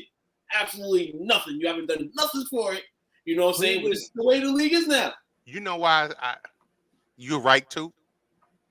But Cleveland, it's all on Cleveland's plate. you got a quarterback. First of all, how many times do you see a quarterback that's essentially out for an entire year come back and pick up where they left off? New team, new system, new city, guaranteed massive contract, coming off a PR nightmare. And a happy You got ending that problem. pressure as well. It was a great deal for Watson. Bravo.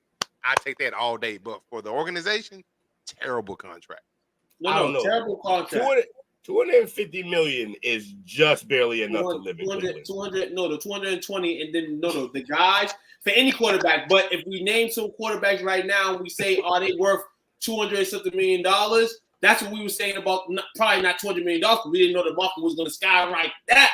But if we said that Deshaun Watson was worth being one of the top market guys in the league in terms of the money, we would say yes. But then the fact that he hit 200 guaranteed and he playing like ass, getting hurt and shit, now it's all around a shit show. If you just showed at least 70%, 72% of the promise like the rest of these QBs do that's still going to get paid, then you'll be situated. Deshaun, this end up being on you as a football player. But honestly, Cleveland just wanted to be Baker Mayfield too. I love Baker. Y'all know I shout at Baker. Shout out to my man Baker. But Cleveland somewhat felt like Baker didn't do enough to keep the spot. And Baker did have some promise the last year and a half, 2 years. He played hurt that last year, absolutely. And I feel bad that he played bad that last year. And he decided to fucking play. But your career, and you knew kind of where your career was starting to go, so you played. But shout out to him for performing the last 2 years, getting a deal, getting money. But at that time, man, This is football. He played because that's who he is. He's a gamer. That's just how he is. He's always going to play. Everything ends up just being it ends up crazy. Things end up crazy. I'm happy that he's in a new spot, being comfortable and people liking him. You know what I'm saying? I love it. Watson. I would say, Coach, do you put Watson in the same boat as Michael Vick out of football that coming back? No, because Michael Vick actually happened to come back better than he ever was because he went with Andy Reid. Never was. He listened to Andy Reid. Right. I'm gonna look at it like this. Watson's got some talent, but just watching him out there, even when he came back, he was just not interested. There was no will in him to me. Versus Mike Vick came back, Andy Reid coached him up to be the best version of himself because he was willing to learn. Also, when Michael came back, the entire team and fucking Philly of all people, they rallied around Vic, and like they were fighting off protesters for Vic, answering questions that they would not have otherwise had to answer for Vic. Nobody wants to do that for Watson. Why would they? He's crazy. So he's in a way worse spot, which is funny because the team's actually solid, but I just don't know. Even more than just he didn't look enthusiastic out there, Coach. He just looked like void of why am I even doing any of this? Not like I don't love football, but like I don't even know what I'm doing here right now. I think he may have thought he was never going to play again, and now that he's back out there, he's just like, huh? Like you may have a good point there, and it's just because his contract is so full of guarantees. But there's no incentive to go perform. I am. It's true. I am of the belief though that nobody can get to $3 million. Nobody can get to the pro level of sports. Nobody without being competitive. There is not one of them who gets there all based on just wanting to feed their family. I just don't believe it. Every one of them, they have that competitive nature. Now, something drives them. Once you get paid once or twice, then yeah, I can see that shit dying. That's how desire works. You get the payoff, and now it lessens. But like, I just don't understand how. I can't believe that it's just he got all this money now. What I will say is I do believe he got all this money and everyone kind of hates him. Why would I want to be in the spotlight anymore? That I could get. But other than that, I just don't know why. Like, if he wants to be good, all the opportunities. Y'all remember, I know it's his own coach, but y'all remember what his coach said coming out of college? You're drafting Michael Jordan, is what he said. Yeah. Listen here. I'm going to be real with you. There's one person that probably can match Michael in terms of just like hitting that media, and it never was going to be Deshaun Watson, dog. People throw Michael Jordan around, and it's an aura. You know, Deshaun Watson, he had some great glimpses in college and all that stuff. But like what you said, Will, how do you drop off miraculously like that as a player? Sweet. Even with this, it wasn't like he went to jail like Mclovin. It was a massage scandal. I mean, they suspended you for some games, but you know, like Mike Vick. I mean, a year. I mean, that give or take. You know, that's like I would say, but you wasn't in jail. Yeah, you was in jail. Houston fumbled the ball with him. It might be worse though. Once O'Brien came in there, and he gutted that team like he did. Yeah, you get rid of Watt, who's been your leader, your franchise leader, community leader, and then the rift that him and Nuke had. The Nuke thing is what ruined everything. Yeah, because he was personal with the coach towards the player. Right, and it showed the other players, oh, you're petty enough to go that. Like, all right, like we don't want to play with this guy. Everybody loved Nuke, so if Nuke kind of one of them guys, like as coaches, if y'all rock with him, the other players are looking at you funny, right? Because people rock with him, so. Yes, man, sir, man. Slid in the bottom. Fantasy in the world, man. We going all around the world. Fantasy. Hey, there's a lot of chit chat like this stuff going on. That's because it's news. But people's values go up. People's values go down. And we know fantasy football. People start trending after week 1, week 2, week 3. People drop people from left and right through the waiver wires. This is just a glimpse of what we're going to see this season, plus much more. We know the game every year changes. You know, we know the top of the list changes every year, weekly as well. Just make sure you got a defense. Yeah. You know what I'm saying? That's it. Well, we'll get through all that, man, within the next 4 to 5 weeks, man. Oh, all season. I'm sorry, because this is y'all think Watson can bounce back though? Yes, I feel like it. He's got the weapons around him. It's got to be this year though. Yeah, it's got to be. Absolutely. If not, it's going to be way too much pressure for him going forward. Yeah, it's just going to get weird after a while. Like, you're making way too much money, bro. You got QBs coming in and out of the league. You got newest QBs, young QBs ascending. Your time is now. They cannot get out his contract until 2027. This year, $200 million dead cap hit this year. The answer is always Dak. Next year. The answer is that. Like I said earlier, this dude's the long contender quarterback in the NFL. That. That's the answer I would give. Is that. But if we don't choose that, because everybody seems like they're going to choose that, if one QB had to win right now, the two just got paid. Two in fucking and love. Yeah, you gotta back the money. I'm gonna go on a limb here. I'm gonna see. I'm gonna sit right here. A QB that needs to win. It's interesting. Very interesting. Definitely in love, because if they don't, the money they just gave him, they're gonna have immediate buyer's remorse. Yeah, but I think also I think that city just loves love. You know, anybody know who needs to win? Oh, Lamar's up there. Lamar Jackson needs to win. Absolutely. I was going to discuss. Yeah, Lamar might need it the worst. Didn't he go deep into the playoffs last year? He went to the conference championship game, and his coach fumbled the ball. His coach threw in the triple coverage. What more he got to do? Like I get it. You want people to win a Super Bowl, man, but it's really hard to win a Super Bowl. No, you're right there. It's hard, but as long as we live, we're going to always have these discussions. Who should win? It's in every sport. Who got to win now? They got to be.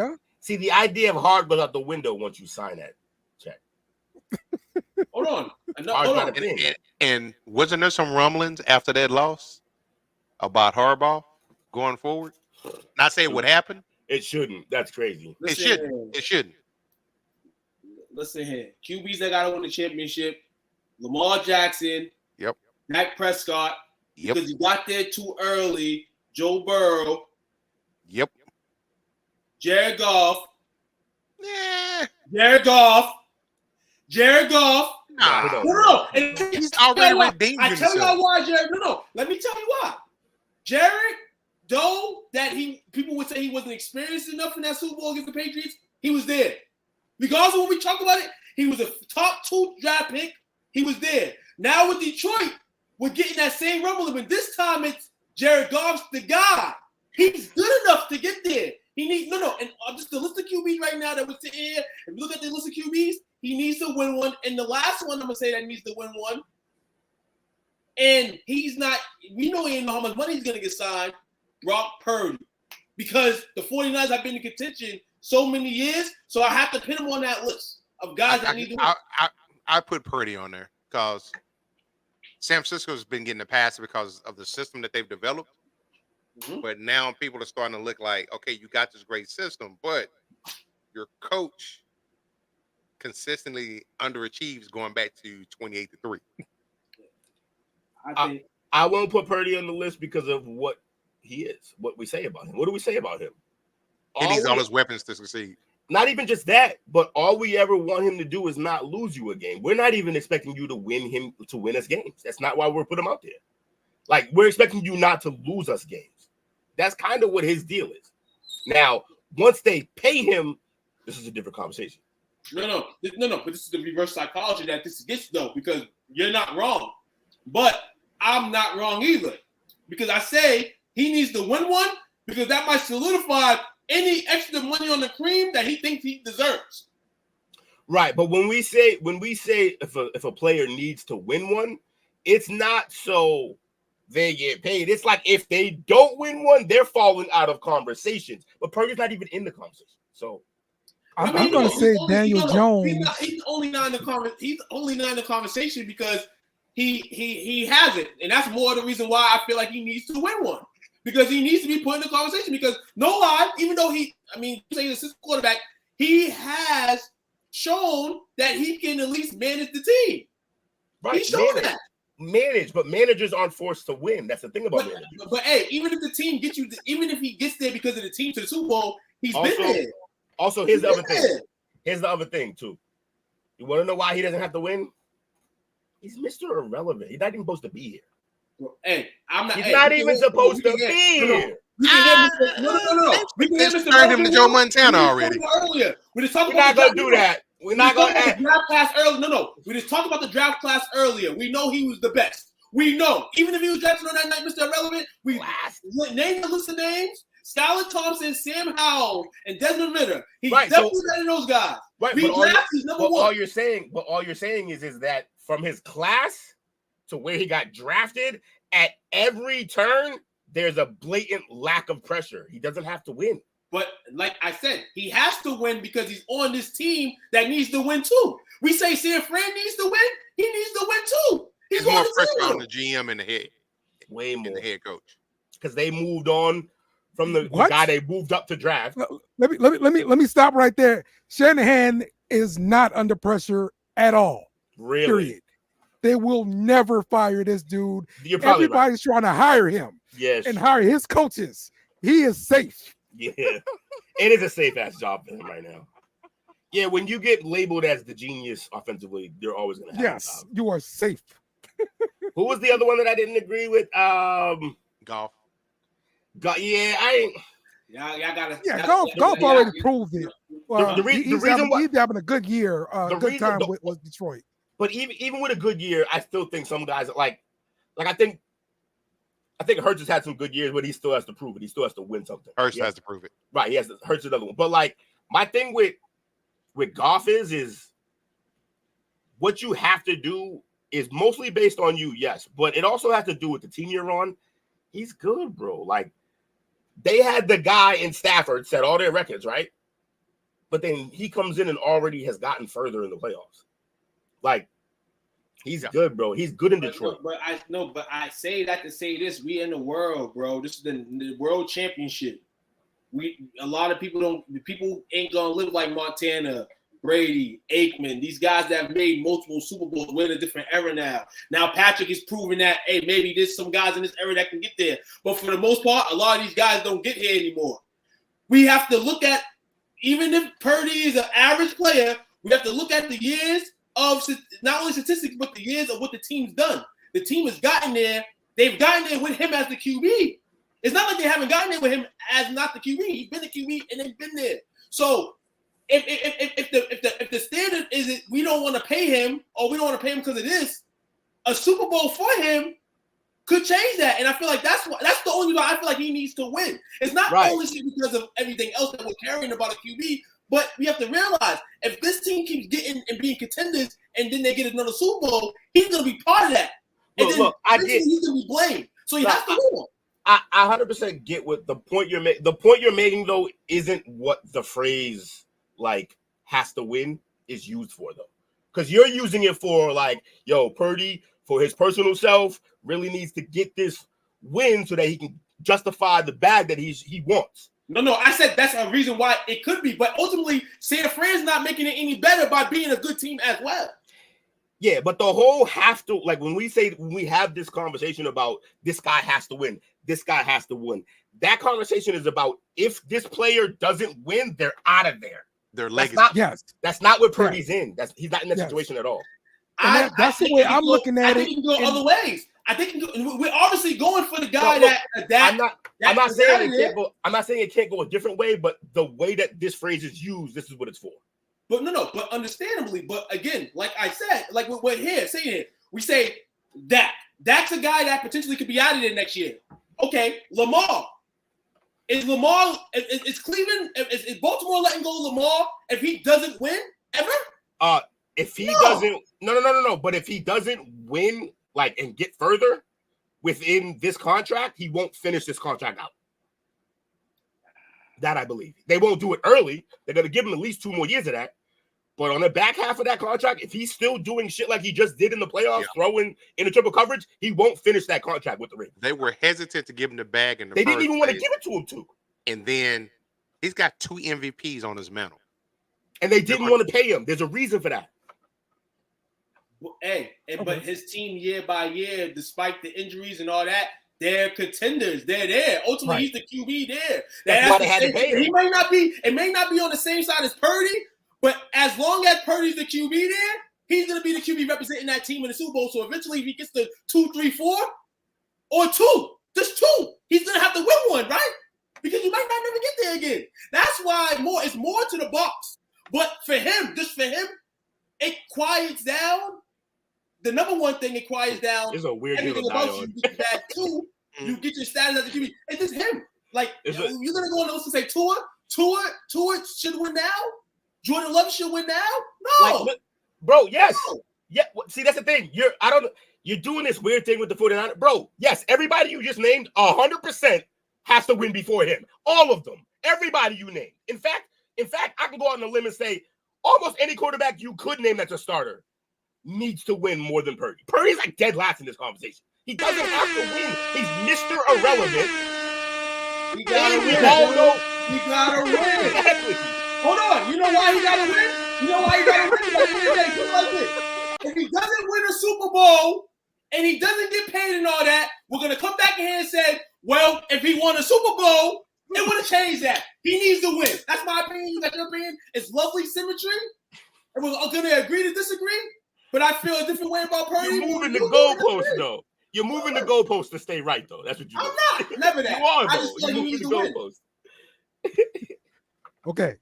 Now, I agree that, look, winning the Super Bowl is hard. So I'm saying winning enough to keep a job as a starter is what I am basing this on. And I'm going to say Daniel Jones is the one that needs to win. Way more danger, yeah, for sure. Nope. You don't think because they can get out of that, right? No, they can get out of that. He's already out of that. Yeah, they can get out of that. I forgot about the contract. I'm looking at Hard Knocks, and I'm telling you, like, the GM, he's in the state of, I don't know. Because they gave him the money. And he's like, maybe the guy just needs the offensive line. Maybe the guy just needs some weapons. And so now he's gotten them in the offensive line. He's gotten them the weapons. And yeah, if he doesn't produce after this season, it's going to be a $22 million dead cap hit, and they're going to move on from him because the coach going to get fired if he don't win. Name the weapons. And so you got to move on if Daniel Jones does not win. Yo, name the weapons he got. Dale, name the weapons he got. Yo, elite neighbors. Okay, now who else? Let me go to their Bro, Wendell Robinson. They didn't add him. I think they might have even lost him. Hopefully they did. Yo, Darius Slayton, and Trippendo in the chat. Jalen Hyatt. Oh, God. Yeah, we're doing Wandale great. Robinson. So we got 3 guys who can run straight, and then Neighbors, a rookie. Well, they lost the tight end. The tight end retired on him. Lost the tight end. Lost one of the best backs in the league. This team is going in the wrong direction. Yeah, they will finish 4th in NFC East. Honestly, he might have the safest job. Actually, no, he does not have the safest job. Safe. It's safe because that contract is weak moving forward. They can get out after this year. This may be where Shedeur goes. Shedeur, that'd be nice. Big media market, New York. Raw pick. That's what I'm saying. If he doesn't produce, he's gonna get replaced next year, and his coaches may get replaced. So he is on the hot seat. Yes. Yeah, he's definitely more hot than So okay.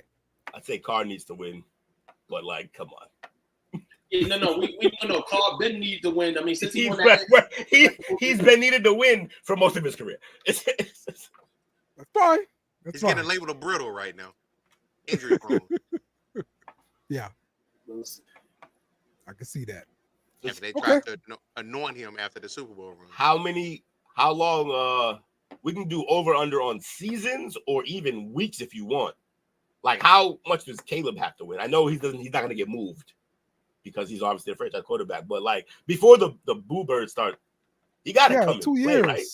He gets 2 years. My man's got it. My man's got to make the playoffs. Hey, hold on. Bryce ain't get 1. He got. I'm gonna tell you why. We were like, get him the fuck out of here. Like, he gets 3 because Eberflus is gonna get fired this year. Yeah, and they're gonna get the reset. You got a new coach in here. They'll give him 2 years. 2 years with that guy. He's got to make the playoffs. That's exactly how it's going to play out. His 4-year contract that he got, and he can pick up the 5th. He has to make the playoffs within the first 4. Yeah, except why? Because then they won't sign him for the. No. He has to make the playoffs. He has to make the playoffs within the first 4 because then Chicago will somewhat feel like he's a savior. It ain't going to happen though. They're going to finish 3rd in that division. Yeah. No. This is the reality. You're right. No, you're right. You're absolutely right. You think the Vikings finish ahead of them? That's the reality. No. So Green Bay Lions. Yeah. Listen here, the Vikings looking like they about to slide down, man. My man Jordan Addison, man, the Vikings are talking like this might be dwindling down. As Dale mentioned last week, no more guaranteed. The money's gone. So his days with Minnesota might be numbered. Who knows what direction Minnesota goes? Who knows how their quarterback's going to play this year? The Bears could be the second best team when it's all said and done. I said the same thing. I want you to give him Bryce Young. Exactly. We give him to the end of his contract too. Yeah, that's the Bermuda Triangle of NFL franchises right now. So bad over there. It's so bad. All the years we shit on like Lions, I never once felt like they weren't trying. No, I'm gonna be real with you. The Panthers feel like they're not trying. You know, I'm gonna give you guys. I think this is the last year of Bryce Young. No, they can't do that. I mean, it's been done, but they can't do that, right? Nah, you know what? They're going to have a shot to get out of it because if he's bad enough, they'll pick high again. Ewers? Probably. The quarterback from Georgia is getting high praise. Beck, yeah. Yep. But Beck, I don't know. We'll see about Beck. I just think Beck is surrounded by fucking. I'm about to say that's the Alabama effect. Yeah, you absolutely right. All over again. For a team like Carolina, if this guy is not the answer, dumb people like them go like, "Well, this guy's the answer." Hey, be nice. Listen, no, we gotta start viewing Georgia quarterbacks like Bama quarterbacks because it's the same cloth now. Because it's the same scenario where you come in and you play with the last 8 best players in the nation. Right. And it's bullshit. I agree with that. Yeah. Okay. So we wrapping this thing up. Do we want to have any shout outs here? One more. Nope. We got one more quick story, and it's related. We talked about all the teams tonight that we need to talk about. We didn't talk about one particularly. That's the New England Patriots. The New England Patriots last few weeks talking about potentially shopping Matthew Judon. Well, today maybe giving more reason to shop Judon as him and Gerard Mayo, I believe, got into a tussle that ended up and Judon being kicked out of practice. This here, man, your star defensive player getting into it with the new head coach. Not good. And he's a former linebacker too. He's a former linebacker as well. Absolutely. Which probably, if he's gonna run into these situations where he's like flipping out because they're not doing things the way he would do it, that's always the problem that kills player coaches. Mm-hmm. Like you can't expect other U's out there. And Mayo, to be honest, you were good, but let's not go crazy. Right. Like, just relax. I feel like this is the thing that can go in the Patriots' favor. Obviously they're gonna keep him. Obviously they're gonna play him. Obviously it has to be shown that he's playing at least, so the value can stay where it's at. And I can see them trade deadline maybe pushing him, trying to get more value into next year's draft or future drafts, or how they are right now. Yeah, I would, if it's not working out, trade him, because what are you keeping him for? Let's have a top 5 defense for Drake May and no receivers. Yeah. What are we doing? Just tank more. Get better players. Get the what's it? Ebuka from Ohio State, the receiver, supposed to be the best in the nation this year. Yep. They say he's better. He was the best receiver at Ohio State last year. They say plenty.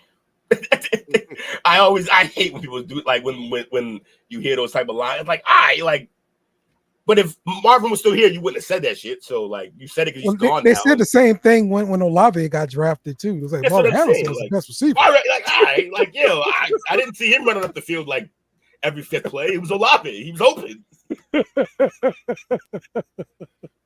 You're right. It's always the next guy. Who's the best? The next. That's who. The next. You're next. We got caught with that. Fucking Keyshawn Butte, you asshole, said that to us. Listen, I would still take Boutte. Boutte. I'm sure you would. Give me Boutte on my team right now, because I know what he like at LSU. All right. I'm not gonna lie to like he was good, but like I don't know how you guys were hyped on him when he was sandwiched between such better receivers than him. Like the guys before him, Neighbors was a freshman in Boutte's last year. Yeah, but he was still good. And don't get me wrong, Neighbors showed up and he helped us out for real. Because Boutte just like quit on us and you supporting this man still. The man was good. I knew him when he was a freshman. He came in and saved the day too.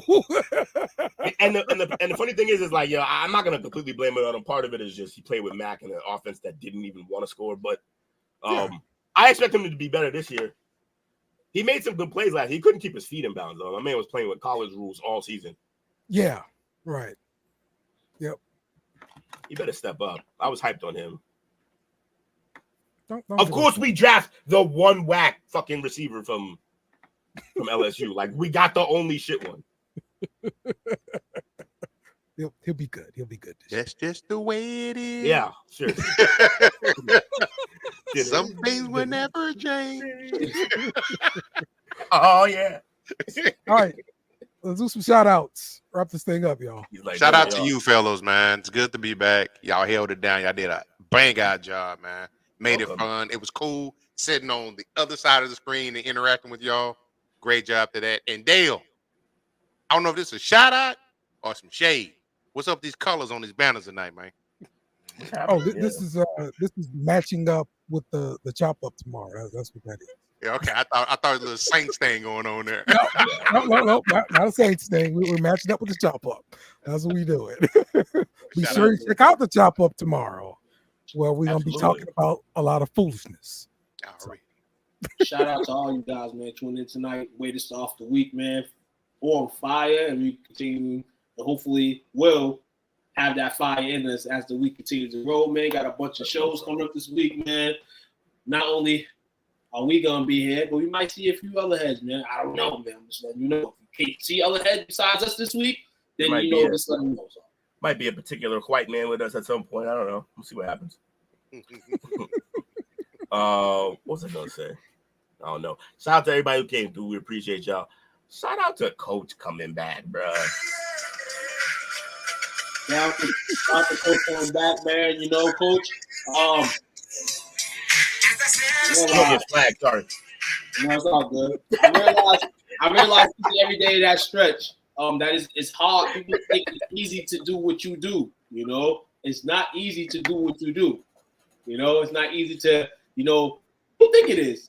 to be in the camera, and I understand why some people are scared to come on camera and talk with us. I know well why. I know exactly why they scared to come and talk to us. But no, man, you have raised my way far from the flow. Not only I've been, on screen for a long time, but in terms of like really like producing shows and getting shows together and break points, tip points. Me and Will arguing kind of how to time that out, debating and stuff like that. Better. You have, developed all that greatness in us to be able to manufacture that when you're not here. So, in all, it's fine to have you here, Dale. It's fine to have you here, Will. Fuck you. It's always good to have you here. Man, shout out to everybody here, everybody in the back. Shout out to man. Shout out to Jay. What is this madness? Shout out to my man Wu-Tang. Shout out to the guys, man, from Sports For You. You know what I'm saying? Doing their thing over here. Shout out to the podcast early. Shout out to everybody, man. Hey, yo, shout out to you, Coach. I think I want to point out, I don't know if y'all realize this, but me and Took did not argue really at all the whole time you was gone. The minute you came back. Exactly. So I'm the catalyst. No, I just think we knew subconsciously that if you weren't here to rein us in, we wouldn't. So we couldn't hitting the damn horn. Nobody listens to the damn horn. I'm just interested that I was more interested at the golf thing. Now, if you say Brock, like I said, we can call it debate on all day. That's fun. Yeah. The golf situation, you ain't getting away from that. None of y'all, especially y'all Lions fans, y'all not getting away with that. He got away. He good. He good. He just gotta keep getting advanced. Keep advancing. Two be giving us a smoke behind them lines. I need y'all to know. No, especially you, Coach. You Cowboys fan. You over here. I wonder when the Lions play the Cowboys, you really gonna be rooting for. I watch out for you, dog. Oh, you know what you, dog. He said, I want this. Let's not get carried away now. He gonna be in there with a golf jersey under that Cowboys jersey. I say this. He won't be a Lions fan, but surprise when they win. I bet you he would never root for a Cowboys power team again.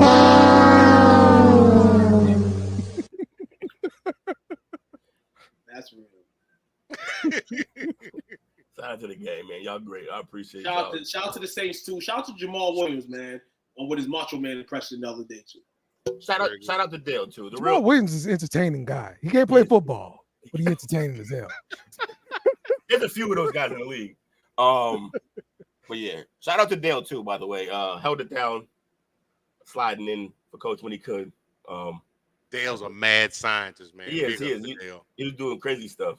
We even had a new opening today. I barely saw it. I wasn't ready. Yeah, I was walking away. I was turning on something. I heard it like, hey, no. Always, yeah. This is the start of season 3 for the Playcall sheet. Allegedly. Yeah, maybe. I don't know. I copy and paste stuff a lot. So that's what I do. It's fire, it's dope, man. It's to the point. It gets you amped, not only to see us, but you know what I'm saying, just for future shows as well, man. Seeing how we can, keep this flowing and keep it flowing pretty good, man. We can't turn the water like Flint water, so we're gonna keep, continue the great streak. Sorry, Michigan. Throw you out there, man. So no Khalid today, but it's gonna rhyme with it though. You ready, Dale? Yes. Let's go. We doing this for Coach Lee.